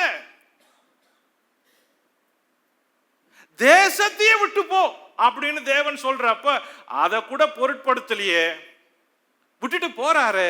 எப்படி அந்த தைரியம் வந்திருக்கும்? அதுதான், எப்படி என்ன ஒரு தைரியம் இருந்தா, என்ன ஒரு விசுவாசம் இருந்தா, தான் மனைவியை கூட்டுட்டு எல்லாத்தையுமே விட்டுட்டு, பெற்றோரை விட்டுட்டு, இனத்தாரை விட்டுட்டு, வீடு வாசல் சொத்து சுகம் எல்லாத்தையும் விட்டுட்டு, நான் இனி திரும்ப இந்த பக்கம் வரவே மாட்டேன் அப்படின்னு, எங்க போறோன்னு தெரியல, எவ்வளோ தூரம்னு தெரியல, எப்படி இருக்குன்னு தெரியல, ஆனா காணாத ஒரு ஊருக்கு தேவன் என்னை அழைச்சிட்டு போறாருன்னு தெரியறப்ப என்ன விசுவாசம் இருந்திருந்தா அந்த மனுஷன் அதை செஞ்சிருக்க முடியும்.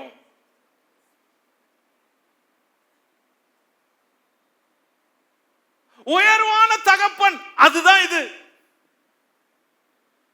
ஆபிரகாம் எந்த இடத்துல ஐயோ கிட்ட நெருங்க முடியலையே, இந்த அர்ப்பணத்துக்கும் இந்த விசுவாசத்துக்கும் இந்த அழைப்புக்கும் கிட்ட நெருங்க முடியலையே, சேலஞ்ச் பண்ணுது, கிட்ட போக முடியல.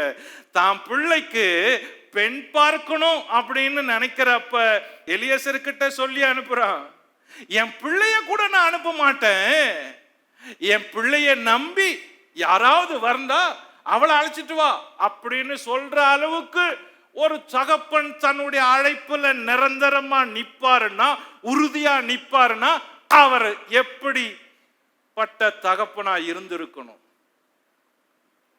யோசித்து பாரு சகோதரா, யோசித்து பாரு சகோதரி. உன் வீட்டை விட முடியல, உன் இனத்தை விட முடியல இயேசுவுக்காக. உன்னை அழைச்சவர் யார் பாரு. எதுக்காக உன்னை அழைச்சாரு? ஏன் அழைச்சாரு? உன்னை நஷ்டப்படுத்துவா இல்லையே, நான் உன்னை பெருமைப்படுத்துவேன்னாரு. இயேசுவுக்கு பின்னால நீ வந்தீனா நீ பெருமையா இருக்கலாமே, உன் பேர் சிறப்பா இருக்குமே, உயர்ந்து இருப்பாயே. இதுவல்ல, இதை விட மேன்மையான நகரத்துக்காக காத்திருந்தார்கள் என்று வேதம் சொல்லுது. அப்போ அதையே மனசுல வச்சுட்டு இயேசுவுக்கு பின்னால போய்கிட்டே இருக்கிறாங்களே, இதுதான் அழைப்பு.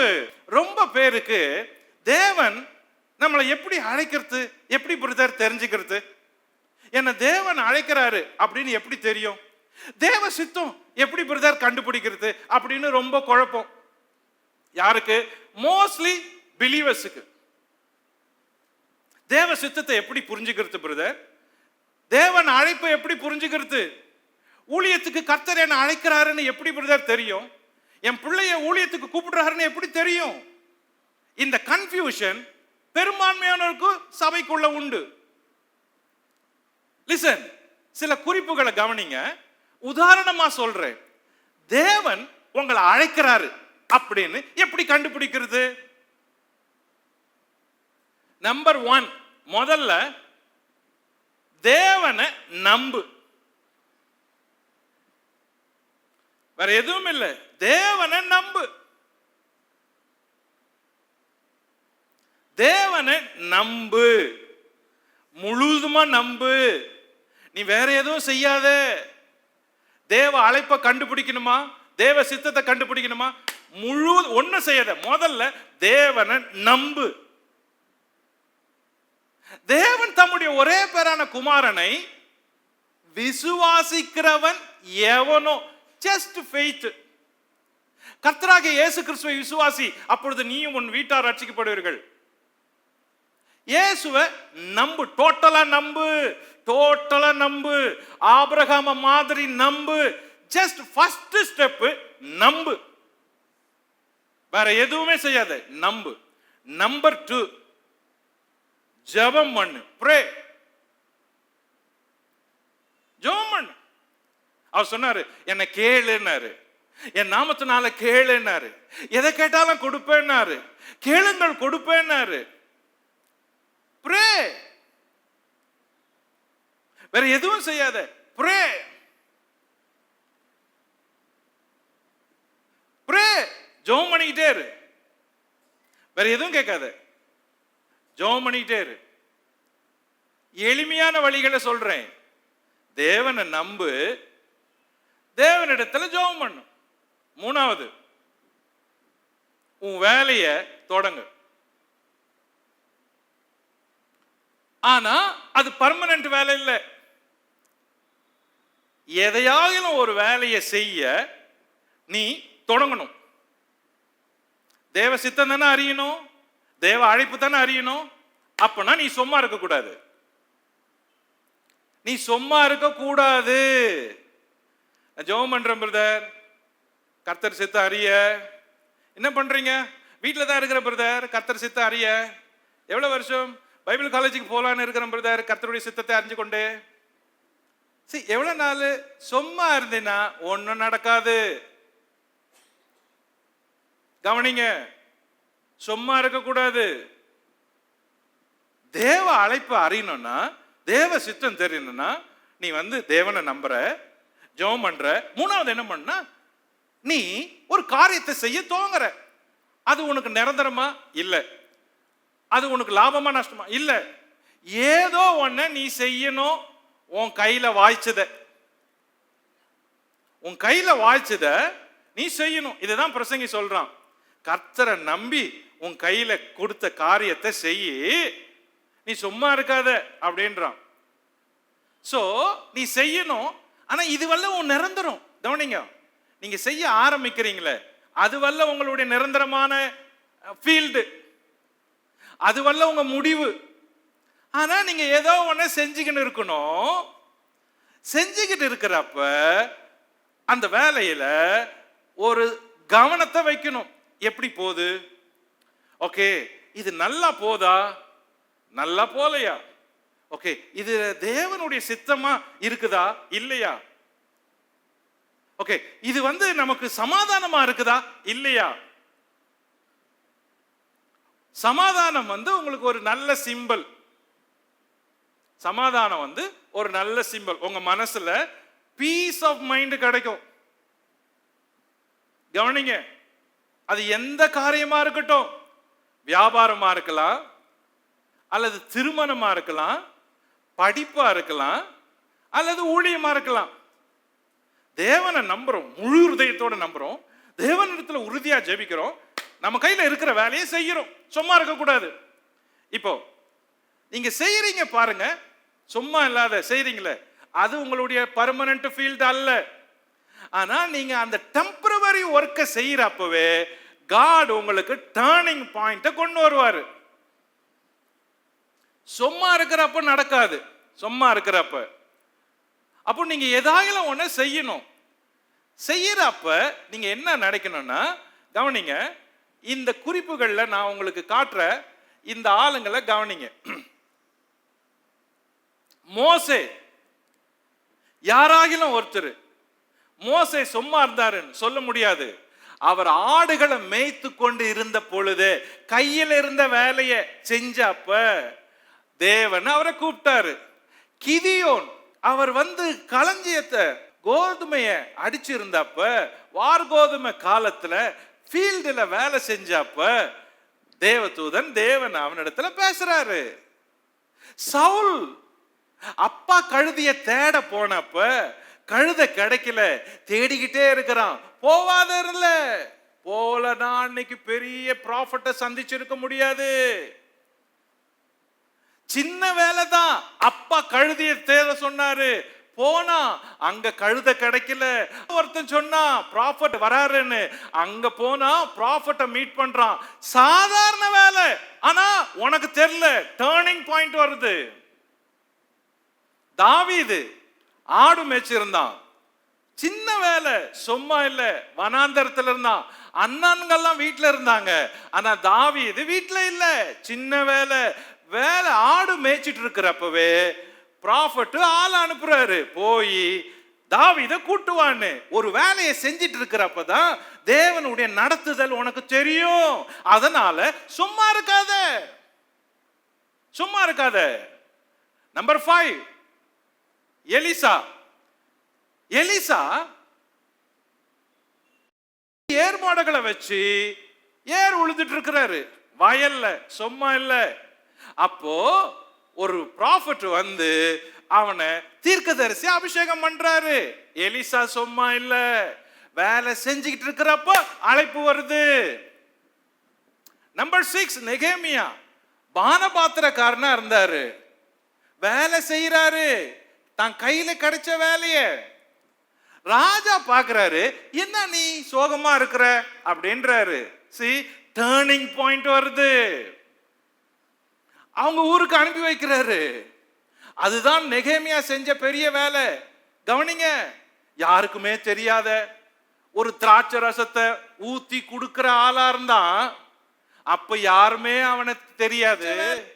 ஆனா அவன் யூதாவுக்கு போய் அலங்கத்தை கட்டின பிறகு நெகேமியா தி பில்டர், தி கிரேட் லீடர் அப்படின்னு உலகமே தெரியுது. பானபாத்திரக்காரனா இருந்தப்போ திராட்சை ரசம் வார்த்தப்ப தெரியல, அது வேலை. ஆனால் அதை செய்து கொண்டிருக்கும் பொழுதே தேவன் வேற வேலைக்கு நடத்துறாரு. அதனால சும்மா இருக்க கூடாது. ஆமோஸ் அவன் ஆடு மேய்ச்சின்னு இருக்கிறப்ப அவன்கிட்ட தேவன் போய் பேசுறாரு. பேதுரு அந்திரேயா சும்மா இல்ல, இயேசு கூப்பிடுறப்ப காலையில கடற்கரையில வலைய பழுது பார்த்துட்டு இருக்கிறாங்க, சும்மா இல்ல. நஷ்டம், ராத்திரி எல்லாம் மீன் பிடிச்சாங்க, ஒண்ணுமே கிடைக்கல, நஷ்டம், அதனால விட்டுட்டு போயில்ல. சிலர் இருக்கிறாங்க, ஒரு வேலையிலும் நிரந்தரமாய் நிற்க மாட்டாங்க. ஒரு ஊழியத்தை உரிமையா உத்தமமா உண்மையா செய்ய மாட்டாங்க. ஒரு காரியத்தை நம்பி கொடுத்தா அவங்க காரியவாதியா செய்யறது இல்லை. இப்படிப்பட்டவங்களுக்கு தேவ சித்தமோ தேவ அழைப்போ ரொம்ப அவசியம் இல்லவே இல்லை, அவங்களுக்கு வராது. உன் கையில இருக்கிற வேலைய, உன் கையில இருக்கிற காரியத்தை செய்.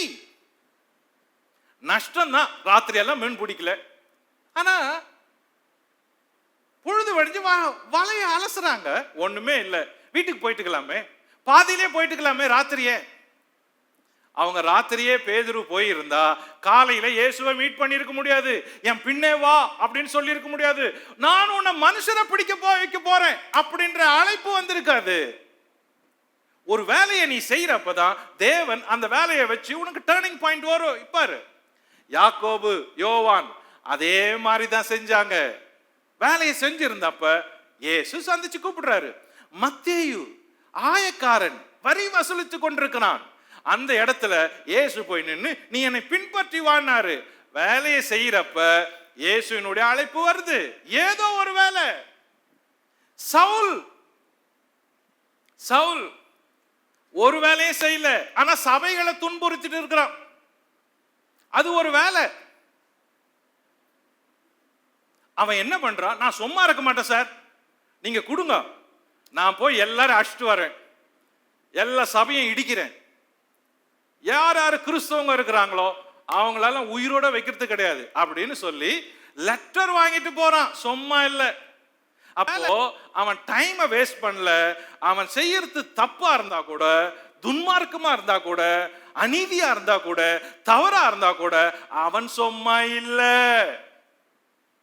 லெட்டர் வாங்கிட்டு போறப்ப வழியில போட்டுன்னு தேவன் நிற்கிறாரு. தேவன் பேசினதும் வெளிச்சத்தை பார்த்து கீழே விழறான். கீழே விழுந்ததும் கண்ணு தெரியல. லிசன். கீழே விழுந்ததும் கண்ணு தெரியல. கைலாகு கொடுக்கிறவங்கள தேடுறான். தேடிட்டு, ஆண்டவரே நீர் யார்? நீ துன்பப்படுத்துகிற இயேசு நானே. ஆண்டவரே நான் என்ன செய்ய, நான் என்ன செய்ய சித்தமா இருக்கிறேன், நான் செய்யணும். அப்போ நீ ஏதாகிலும் ஒண்ணு செஞ்சாதான் டர்னிங் பாயிண்ட் வரும் சார், இல்லாட்டி வராது. லிசன். கர்த்தருடைய சித்தத்தை அறியணும், தேவ அழைப்பை புரிஞ்சுக்கணும் அப்படின்னா நீ ஏதாகிலும் ஒன்றை செய்ய துவங்கணும். ஆனா அது உனக்கு நிரந்தரம் இல்லை. ஆனா அதை செஞ்சுக்கிட்டே இருக்கணும். அதை செஞ்சுக்கிட்டே இருக்கிறப்ப தேவன் உன்னை நடத்துவாரு. அப்போ அந்த வேலையை கவனிக்கணும். நீ செய்யற வேலையை கர்த்தர் எப்படி நடத்துறாரோ, இது நல்லதா இருக்குதோ கெட்டதா இருக்குதோ, லாபமா இருக்குதோ துளிர்க்குதோ, நஷ்டம் அடையுதோ, இல்ல கஷ்டமா இருக்குதோ, இல்ல மாறுதல் இருக்குதோ, வரவு அதிகமா வருதோ இல்லையா என்னத ஸ்கேன் பண்ணணும் மைண்ட். அப்போ ஸ்கேன் பண்றப்ப உன் மைண்ட் உன் வேலையை ஸ்கேன் பண்றப்ப தெரியும், ஓ இது கர்த்தர் நடத்துறாரு, இதுல ஒரு மாற்றம் இருக்குது, இதுல ஏதோ ஒரு சேஞ்ச் இருக்குது, இதை நடத்திட்டு போறாரு. அப்படி இல்லையா, ஓகே இது வல்ல, கர்த்தர் நடத்த போறாரு, நடத்துற வரைக்கும் வெயிட் பண்ண போறேன், அவர் நடத்துற வரைக்கும் காத்திருக்க போறேன் அப்படின்னதும் தேவன் கிரியை செய்வாரு. தேவன் கிரியை செய்வாரு. அப்போ தேவனுடைய நடத்துதல் உனக்கு தெரிஞ்சிட்டா, கடைசியில தெரிய வரும், தெரிஞ்சிட்டா அதுதான் உன் நிரந்தரமா நீ ஃபாலோ பண்ணி எக்யூப் பண்ணி போக வேண்டிய வேலை. அந்த நிரந்தரமான ஒரு வேலையை நீ கேட்ச் பண்றதுக்கு முன்னாடி டெம்பரவரியான ஒரு வேலையில நீ பழகணும். எடுத்ததும் ஊழியத்துக்கு வந்துட முடியாது, எடுத்ததுமே வந்துட முடியாது, கொஞ்சம் பழக்கம் இருக்கணும். நான் சொன்ன இவ்வளவு பேரும் எல்லாருமே ஒர்க்கிங் பீப்புள், ஆனா பின்னால எல்லாருமே ஃபுல் டைம் மினிஸ்டர்ஸ். எப்படி? எல்லாருமே ஒவ்வொரு ஃபீல்டுல வேலை செஞ்சிருந்தவங்க, யாரும் சும்மா இல்லை.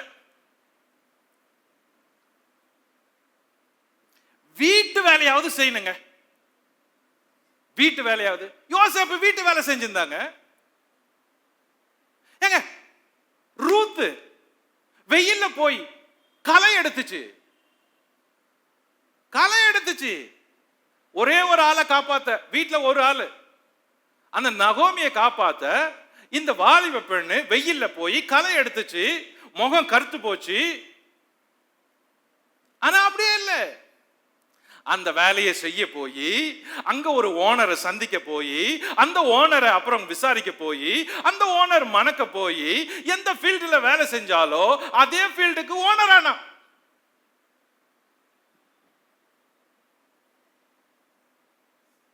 அப்ப சும்மா இருக்க கூடாது.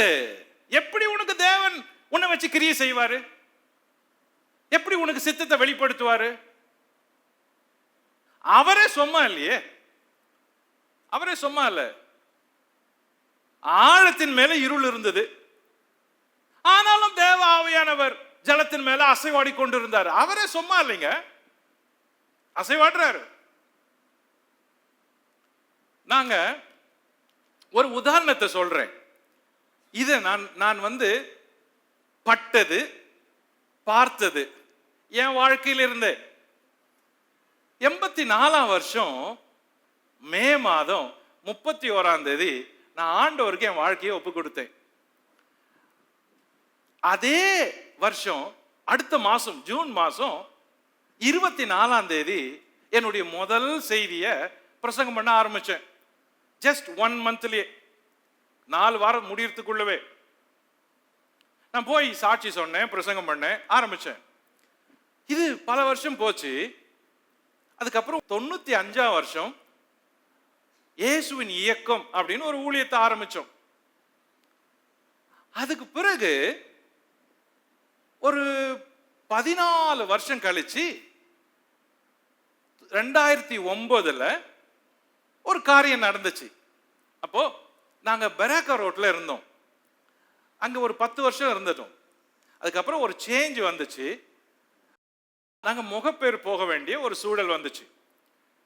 அப்போ அந்த வீட்டுக்கு போறப்ப அந்த வீடு ரொம்ப நாள் பூட்டி இருந்துச்சு, யாரும் குடி இல்லை. அதனால அந்த வீடு பெரிய வீடா இருக்க போய் அது எங்களுக்கு குறைஞ்ச வாடகையில கிடைச்சிச்சு.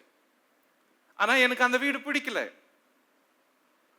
நாங்க போய் அந்த திங்ஸ் எல்லாம் அங்க போட்டுட்டு, கவனிங்க, இங்கிருந்து அங்க போய் அட்வான்ஸ் எல்லாம் கட்டிட்டு திங்ஸ் எல்லாம் அங்க போட்டுட்டு அதே வாரம் நான் வேற வீடு பார்க்க போறேன். ஏன் அப்படின்னா எனக்கு அந்த வீடு பிடிக்கல. எனக்கு ஏன்னு தெரியல, அந்த வீடு பிடிக்கல. யாராவது செய்வாங்களா? ஒரு வீட்டுல இருந்து இன்னொரு வீட்டுக்கு போய் ஒரே மாசத்துல இன்னொரு இடத்துல வீட்டுக்கு பார்ப்பாங்களா? நான் பார்த்தேன். ஏன்னா எனக்கு அந்த வீடு பிடிக்கல. அப்போ நான் யோசித்தேன், நான் வீடு பார்த்தது பெரம்பூர் எல்லாம் பார்த்துருக்கிறேன், ஜமாலியாவில எல்லாம் பார்த்துருக்கிறேன். எனக்கு இன்னும் ஞாபகம் இருக்குது, யாருக்கும் சொல்லல. என்னடா இது, இங்கிருந்து போயிட்டு அங்க ஒரே மாசத்துல இன்னொரு இடத்துல வீடு பார்க்கற, யாருக்கும் சொல்லல. 6 மாசம் எனக்கு வேவரிங்கா இருந்துச்சு. என் மைண்ட் சமாதானமே இல்லை. அப்போ ஒரு நாள் திடீர்னு என் மனசுல ஒரு உந்துதல் வருது. அது என்னன்னா, இவ்வளவு பெரிய வீடு வச்சிருக்கிறியே, ஏன் சும்மா வச்சிருக்கிற அப்படின்னு. அப்ப நான் யோசிக்கிறேன், ஆமால இவ்வளவு பெரிய வீடு இருக்குது, அது 4000 ஸ்கொயர் ஃபீட்ல பெரிய ஹால் இருக்கிற ஒரு வீடு, குறைஞ்ச வாடகை கிடைச்சிச்சு. அப்போ ஆமால இவ்வளவு பெரிய வீடு இருக்குது, ஏன் சும்மா வச்சிருக்கிறது, ஏதாவது ஒண்ணு செய்யலாமே அப்படின்னு. ஓகே, ஒரு 10 பேரை கூப்பிட்டு ஒரு போர்டை மாட்டி அவங்களுக்கு ஏதாவது பைபிளை டீச் பண்ணலாமே அப்படின்னு யோசித்தேன். அப்புறம் எல்லாருக்கும் சொன்னோம், போர்டை மாட்டினேன். நான் நினைச்சேன் 10 பேர் வந்தா போதும் அப்படின்னு. அந்த வீட்டு ஹாலில் அன்னைக்கு 90 பேர் வந்தாங்க. எனக்கு என்னடா இது, 10 பேர் வர சொன்னோம், 90 பேர் வந்து இருக்கிறாங்களேன்னு. ஓகே பார்ப்போம். அடுத்தது 90 பேரை வச்சு வீட்டில் வாரந்தோறும் ஒரு கிளாஸ் ஆரம்பிச்சோம், சண்டே மத்தியானம். அதுக்கு பிறகு ஒரு 6 மாசத்துல இன்னும் ஒரு கூட்டம் வந்துச்சு. சரி இவங்களுக்கு நடத்துறோமே அப்படின்னு இன்னொரு 40 பேர் வெயிட் பண்ணி நாங்க கூட சேர்றோம் அப்படின்னாங்க. ஓகே சரி, டியூஸ்டேல மார்னிங்ல ஒரு பேட்ச் ஆரம்பிச்சோம். அப்போ சண்டேல ஒரு பேட்ச் மத்தியானம், டியூஸ்டேல மார்னிங்ல இன்னொரு பேட்ச். அப்போ 2 பேட்ச் நடக்குது. எனக்கு அதுல விருப்பமே இல்லை. நான் என்ன பண்ணேன், சரி வீட்டில் தானே நடத்துறோம் அப்படின்னு என் கூட 3 டியூட்டரை போட்டு, பாஸ்டர் நீங்க நடத்துங்கன்னு. நான் அதுல இன்வால்வ்டே ஆகல. அப்ப கூட நான் டீச் பண்ணல. சரி வீடு தானே, ஒரு வருஷத்துல மாறிட்டு போறோம் அப்படின்னு செஞ்சோம். அந்த 2 இயர்ஸ் கோர்ஸ் முடியறப்ப கிராஜுவேஷன் நடக்க போகுது. கிராஜுவேஷன் செரமனில நான் என்ன நினைச்சு உட்கார்ந்தேன், அதுக்கு முன்னாடி வரைக்கும் இந்த பேட்சோட இவங்களை முடிச்சு அமிச்சிடணும், இனிமே இந்த மாதிரி கதையை நமக்கு வேண்டாம், இவங்களுக்கெல்லாம் டீச் பண்ணி நம்ம டைம் வேஸ்ட் பண்ண வேண்டாம், இவங்கெல்லாம் படிச்சு என்ன பண்ண போறாங்க அப்படின்னு நினைச்சு என் மனசுல நினைச்சிருந்தேன், இந்த பேட்சோட நம்ம நிறுத்திட்டணும், நம்ம வேற வேலையை பார்க்கணும், வேற ஊழியத்தை பார்க்கணும்னு. கிராஜுவேஷன் செரமனில வொர்ஷிப் நடக்கிறப்ப தேவன் என் கூட பேசுறாரு, நீ நிறுத்தக்கூடாது அப்படின்னு. இது நிறுத்தக்கூடாது அப்படின்றாரு, நல்லா தெரியுது நீ நிறுத்தக்கூடாது அப்படின்னு. ஓகே பார்ப்போம் அப்படின்னு சொல்லி மறுபடியும் இன்னொரு பேட்ச் ஆரம்பிச்சோம். பேட்ச் ஆரம்பிச்சதும் நாங்க நடத்துற வீட்டில் பயங்கர ஆப்போசிஷன் வந்துருச்சு. நீங்க ஜனங்களை கன்வெர்ட் பண்றீங்க, நீங்க டூ மச் பீப்புளை இங்க வர வைக்கிறீங்கன்னு ஆப்போசிஷன் வந்து நாங்க கிளாஸ் நடத்திட்டு இருக்கிறப்ப லண்டன்ல இருந்து ஹவுஸ் ஓனர், அந்த ஹவுஸ் ஓனர் வந்து லண்டன்ல இருக்கிறாரு. எங்களுக்கே தெரியாத இங்க இருக்கிறவங்க எல்லாம் அவருக்கு எழுதி போட்டு அவரை வர வச்சு கரெக்டா கிளாஸ் நடக்கிற நேரத்தில் உள்ள நுழையிறாங்க. அவங்க சொன்னாங்க, நீங்க இந்த மாதிரி எல்லாம் வீட்டில் பண்ணக்கூடாது, ஒன்னு யூ ஸ்டாப் ஆர் ஷிஃப்ட் அப்படின்ட்டாங்க. இது நடக்கிறது மே மாசம். ஓகே, வேற வழி இல்லை, ஒன்னு நிறுத்தணும், இல்ல இங்க இருந்து காலி பண்ணணும். காலி பண்ணிட்டு எங்க போறது, கிளாஸ் நடக்குது. அப்போ அந்த சீசன்ல ரோட்ல, ஸ்ட்ரீட்ல, மெயின் ரோட்ல ஒரு சிஸ்டர் வீடு கட்டி மேல ஒரு இடத்த வாடகை எம்டியா வச்சிருந்தாங்க. அது கிளாஸ் ரூம் மாதிரி இருந்துச்சு. அங்க போய் கேட்டோம், அவங்க கொடுத்தாங்க. அங்க ஒரு பேட்ச் ஆரம்பிச்சோம். சண்டே ஒரு பேட்ச், சாட்டர்டே ஒரு பேட்ச், டியூஸ்டே ஒரு பேட்ச். ஸோ 3 பேட்ச் ஆரம்பிச்சோம். அதுக்கப்புறம் ஷோலிங்கநல்லூர்ல அங்கிருந்து ஒரு பிரின்சிபல் எங்க கிளாஸ்ல படிக்க வந்தவங்க, அவங்க ஓனர், ஹையர் செகண்டரி ஸ்கூலுடைய ஓனரும் பிரின்சிபலும் எனக்கு தெரியாது. 2 வருஷம் படிச்சு முடிச்ச பிறகு அவங்க சொன்னாங்க, நான் ஸ்கூல் பிரின்சிபல், எங்க ஸ்கூல்ல 2000 பசங்க படிக்கிறாங்க, நீங்க எங்க ஸ்கூல்ல கூட வந்து ஓபன் பண்ணலாம் கிளாஸ். நாங்க அப்பதான் எனக்கு தெரியும் அவ்வளோ பெரிய ஸ்கூல் ஓனரே வந்து படிச்சிருக்கிறாங்கன்னு. அங்க போனோம், அங்க ஒரு பேட்ச் ஓபன் பண்ணோம். புருஷவாக்கம் வந்தோம், இஎல்எம்ல ஒரு பேட்ச் ஓபன் பண்ணோம். வில்லிவாக்கத்துல ஒரு பேட்ச் ஓபன் பண்ணோம். மீஞ்சூர்ல ஒரு பேட்ச் ஓபன் பண்ணோம். முகப்பேர்ல சாட்டர்டே ஒரு பேட்ச், சண்டே ஒரு பேட்ச், டியூஸ்டே ஒரு பேட்ச். 7 நாளும் 7 பேட்ச். எப்பெல்லாம் நான் இந்த பேட்சோட நிறுத்திடணும் அப்படின்னு நினைக்கிறனோ, அடுத்த பேட்ச் இதை விட பெஸ்ட் பீப்புள் வருவாங்க, இதை விட நல்ல பீப்புள் வருவாங்க, தாகம் உள்ளவங்க வருவாங்க. சி, ஒரு வேலையை செய்யறப்ப தேவன் பார்க்கிறாரு. எனக்கு தெரியாது இவ்வளோ பேருன்னு. 25 பேட்ச் போயிட்டாங்க. இன்னைக்கு 9 கிராஜுவேஷன் வந்துட்டு 25 பேட்சுக்கு மேல ஆயிட்டு நான் முடிச்சிருக்கிறோம் இந்த 10 இயர்ஸ்ல. ஆனா தொடக்கம் ஒரு வீட்டுல, ஒரு ஜன்னல் ஓரத்துல ஒரு சின்ன 10 பேருக்கு கற்பனை சொல்லிச்சு, வேண்டானுச்சு, சந்தேகப்பட்டுச்சு. ஆனா ஒரு காரியத்தை செய்யறப்ப தேவன் நடத்துறாரு. ஒரு காரியத்தை செய்யறப்ப தேவன் நடத்துவார். இதுதான் உனக்கும் பாடம். என்ன நடத்தினவர் அந்த ஆபிரகாம நடத்தினவர்.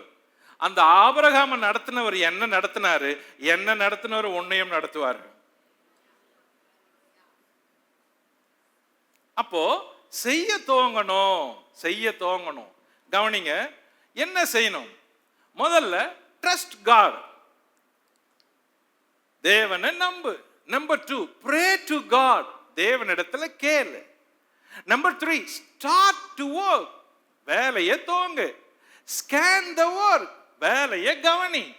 நீங்க ஒரு கடையை ஆரம்பிக்கிறீங்க, பிசினஸ் ஆரம்பிக்கிறீங்க, உங்க மனசுல அது இருக்குது, இருக்கிற கொஞ்சத்தை வச்சு ஆரம்பிங்க. அப்போ அதுல பாருங்க, தேவன் நடத்துறாரா, லாபம் வருதா, வழி திறக்குதா. அப்போ அந்த ஸ்கேன் பண்றப்போ உங்களுக்கு தெரியும் உங்க பிசினஸ், உங்க மைண்ட, உங்க வேலையை கவனிக்கிறப்ப ஃபைனலா அதை நடத்துறாருன்னு தெரிஞ்சப்ப, கர்த்தர் கூட இருக்கிறாருன்னு தெரியறப்ப, ஃபாலோ த ஒர்க். இதுதான் எனக்கு கர்த்தர் கொடுக்கிற வேலை, செய்ய வைக்கிற வேலை, இனிமே இதுலயே ஃபாலோ பண்றேன் அப்படின்னு போகணும். இதை நீங்க செஞ்ச போன பிறகுதான் அந்த சம்பந்தமான வேலைகள் அதிகமா வரும். அது சம்பந்தமா பிரசங்கியின் புத்தகத்தை திருப்புங்க, 9ஆம் அதிகாரத்துக்கு வாங்க. பிரசங்கியின் புத்தகம் 9ஆம் அதிகாரம் 10ஆம் வசனத்தை கவனிப்போம். செய்யும்படி உன் கைக்கு நேரிடுகிறது எதுவோ அதை உன் பலத்தோட செய். முழு பலத்தோட செய்யணும். எல்லாரும் சொல்லுங்க, கையை உயர்த்தி சொல்லுங்க, செய்யும்படி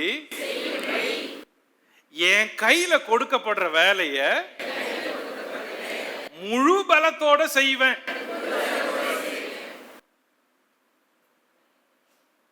முழு பலத்தோட, முனவு கூடாது, சந்தேகப்படக்கூடாது, பாதியில விட்டுட்டு ஓடிட்டு கூடாது, ஆள் தேடவே கூடாது. ஒரு ஃபாஸ்டிங் பிரேயர் நடந்துச்சு. காபி போடுறதுக்கு ஒரு ஆள் வரான்னா வந்தான். என்ன வேணும்னு கேட்டோம். தண்ணி வேணும், சுகர் வேணும். சுகர் வாங்கணுமா? ஓகே, ஆமா. எவ்வளோ? 1000 ரூபாய் கேட்டான், கொடுத்தோம். ஃபாஸ்டிங் பிரேயர் அன்னைக்கு ஆளே வரல. 1000 ரூபாய் வாங்கின்னு போனவர் தான். அப்புறம் பிரேயருக்கு ஆளை தேடுறோம். எங்கடா காசு வாங்கின்னு போனவன்? காணமே. அவன் வரவே இல்லை.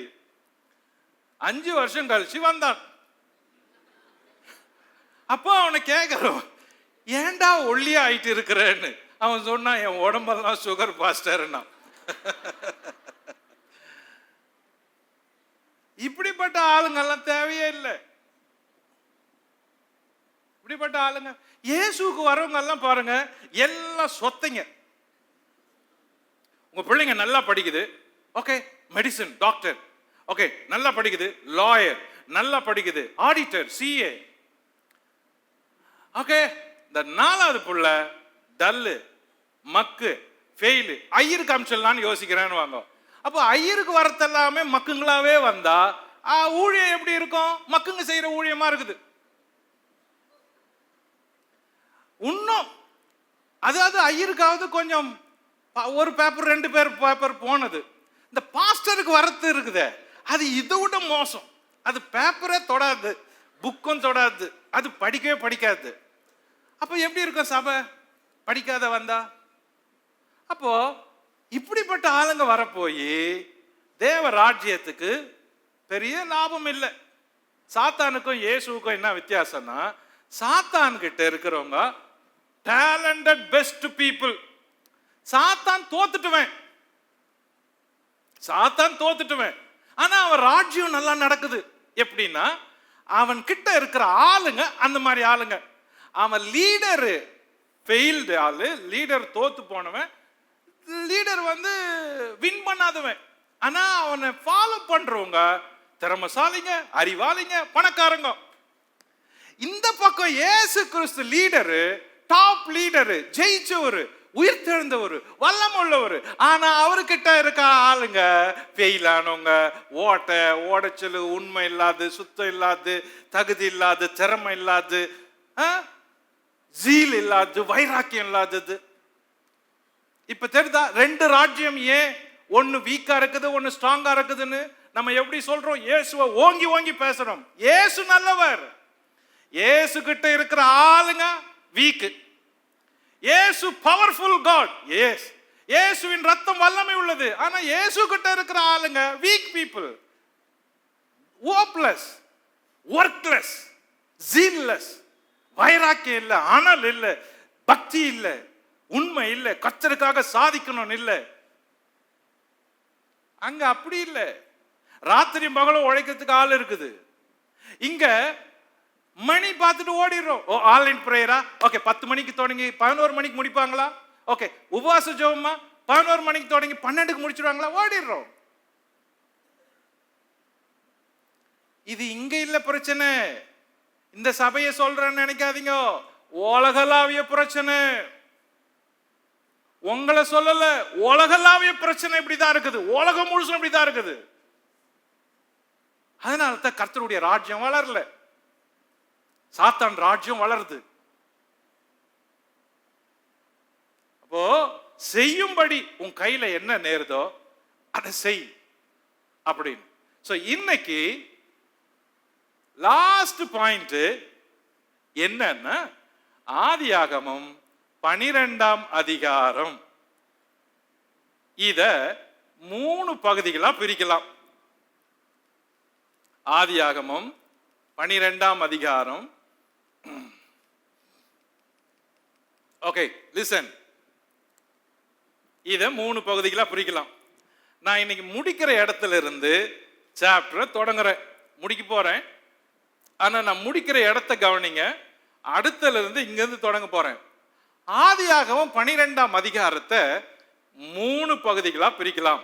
நம்பர் 1, பகுதி 1, தேவன் ஆபிரகாமுக்கு அளித்த வாக்குதத்தம். தேவன் ஆபிரகாமுக்கு அளித்த வாக்குதத்தம் 12ஆம் அதிகாரம் 1 to 3. பகுதி 2, ஆபிரகாம் ஆரானை விட்டு கானான் அடைந்தது.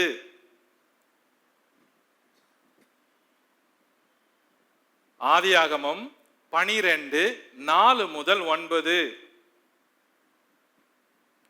பகுதி 3, ஆபிரகாம் கானானை விட்டு எகிப்தில் சென்றது, அங்கு சந்தித்தது.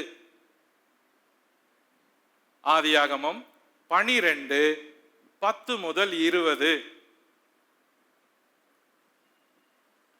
இந்த 12ஆம் அதிகாரத்தை இந்த 3 தலைப்புகளிலும் 3 நிகழ்ச்சிகளிலும் சுருக்கலாம். நம்பர் 1, காட் ஆபிரகாமுக்கு ப்ராமிஸ் பண்ணது. நம்பர் 2, ப்ராமிஸை கேட்ச் பண்ணி அவர் ஆரான்ல இருந்து கானானுக்கு சென்றது. நம்பர் 3, அவர் கானான்ல இருந்து எகிப்துக்கு சென்றது.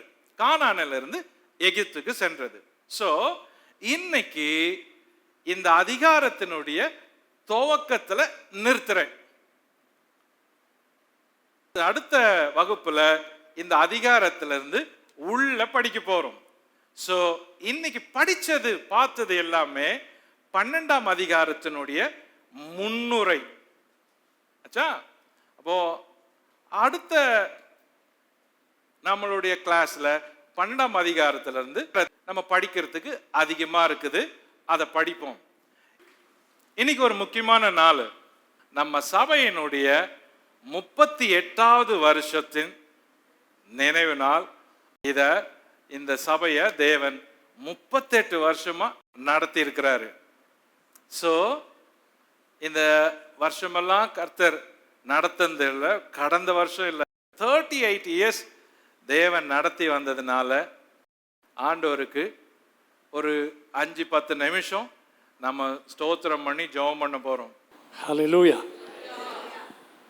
இந்த நாள் நம்முடைய சபையினுடைய மிக முக்கியமான நாள். அருமையான பாஸ்டர் சொல்லியிருந்தேன், நான் இந்த நாளை ஆசீர்வதித்து ஜெபிக்க கேட்டுக்கொண்டேன். தேவனாகிய கர்த்தர் ரொம்ப நல்லவர். இன்றைக்கு விசேஷமான ஒரு ஆராதனை வைத்து நடத்தியிருக்க முடியும், ஆனால் இந்த பைபிள் ஸ்டடியை நான் தடை செய்ய விரும்பவில்லை. ஆமென். மிகுந்த ஆழமான கருத்துள்ள வார்த்தைகள் புறப்பட்டு வரும்பொழுது இதை நாம் மாற்றி வேறொரு ஆராதனை வைக்க விரும்பாததுனால இந்த நாளை அப்படியே கொண்டு செல்ல கர்த்தருடைய சந்தானத்தில் தீர்மானித்தேன். அது நல்ல முறையில் இன்றைக்கு நீங்கள் கேட்ட பைபிள் ஸ்டடி இந்த 38வது வருஷத்துக்கு 39வது வருஷத்துக்குள்ளே பிரவேசிக்கிற நமக்கு எல்லாரும் எப்படி அழைக்கப்பட்டீர்கள், எப்படி ஊழியம் செய்யணும், இந்த நாளுக்கு ஏற்ற வார்த்தைகளை தேவன் தம்முடைய தாசன் மூலமாய் இன்றைக்கு சபைக்கு கொடுத்துருக்கிறார். ஆகையினால இதையே நீங்களுடைய ஆனிவர்சரி கொண்டாட்டமாக எடுத்துக்கொண்டு வார்த்தைகளை எடுத்துக்கொண்டு இருதயத்தில் வைத்துக்கொண்டு ஒரு காதில் கேட்டு மற்ற காதில் விட்டு விடாதபடி. இந்த காலத்தில் நிறைய நடக்கிறது என்னன்னு கேட்டால், ரொம்ப கேட்குறாங்க, ரொம்ப வாசிக்கிறாங்க, ரொம்ப பேசுகிறாங்க, செயலில் காணோம். ஆனால் தேவனாகிய கர்த்தர் நம்முடைய சபைக்கு காதில் கேட்டதை இருதயத்தில் வைத்து செயல்படுத்த தேவனாகிய கர்த்தர் உதவி செய்வார்கள். ஆமென். எல்லாரும் கரங்களை தட்டி கர்த்தரை மகிமைப்படுத்துமா? எவ்ரிபடி. இந்த சபையில் நாட்டம் உள்ள, இந்த சபையை நேசிக்கிற சகலரும் உங்களுடைய கரங்களை தட்டி தேவனை மகிமைப்படுத்துங்க. தேவனாகிய கர்த்தர் உங்களை ஆசீர்வதிப்பார்கள். Thank you so much for the word of today. Very apt for the time and for the occasion. God bless you, Pastor. Thank you.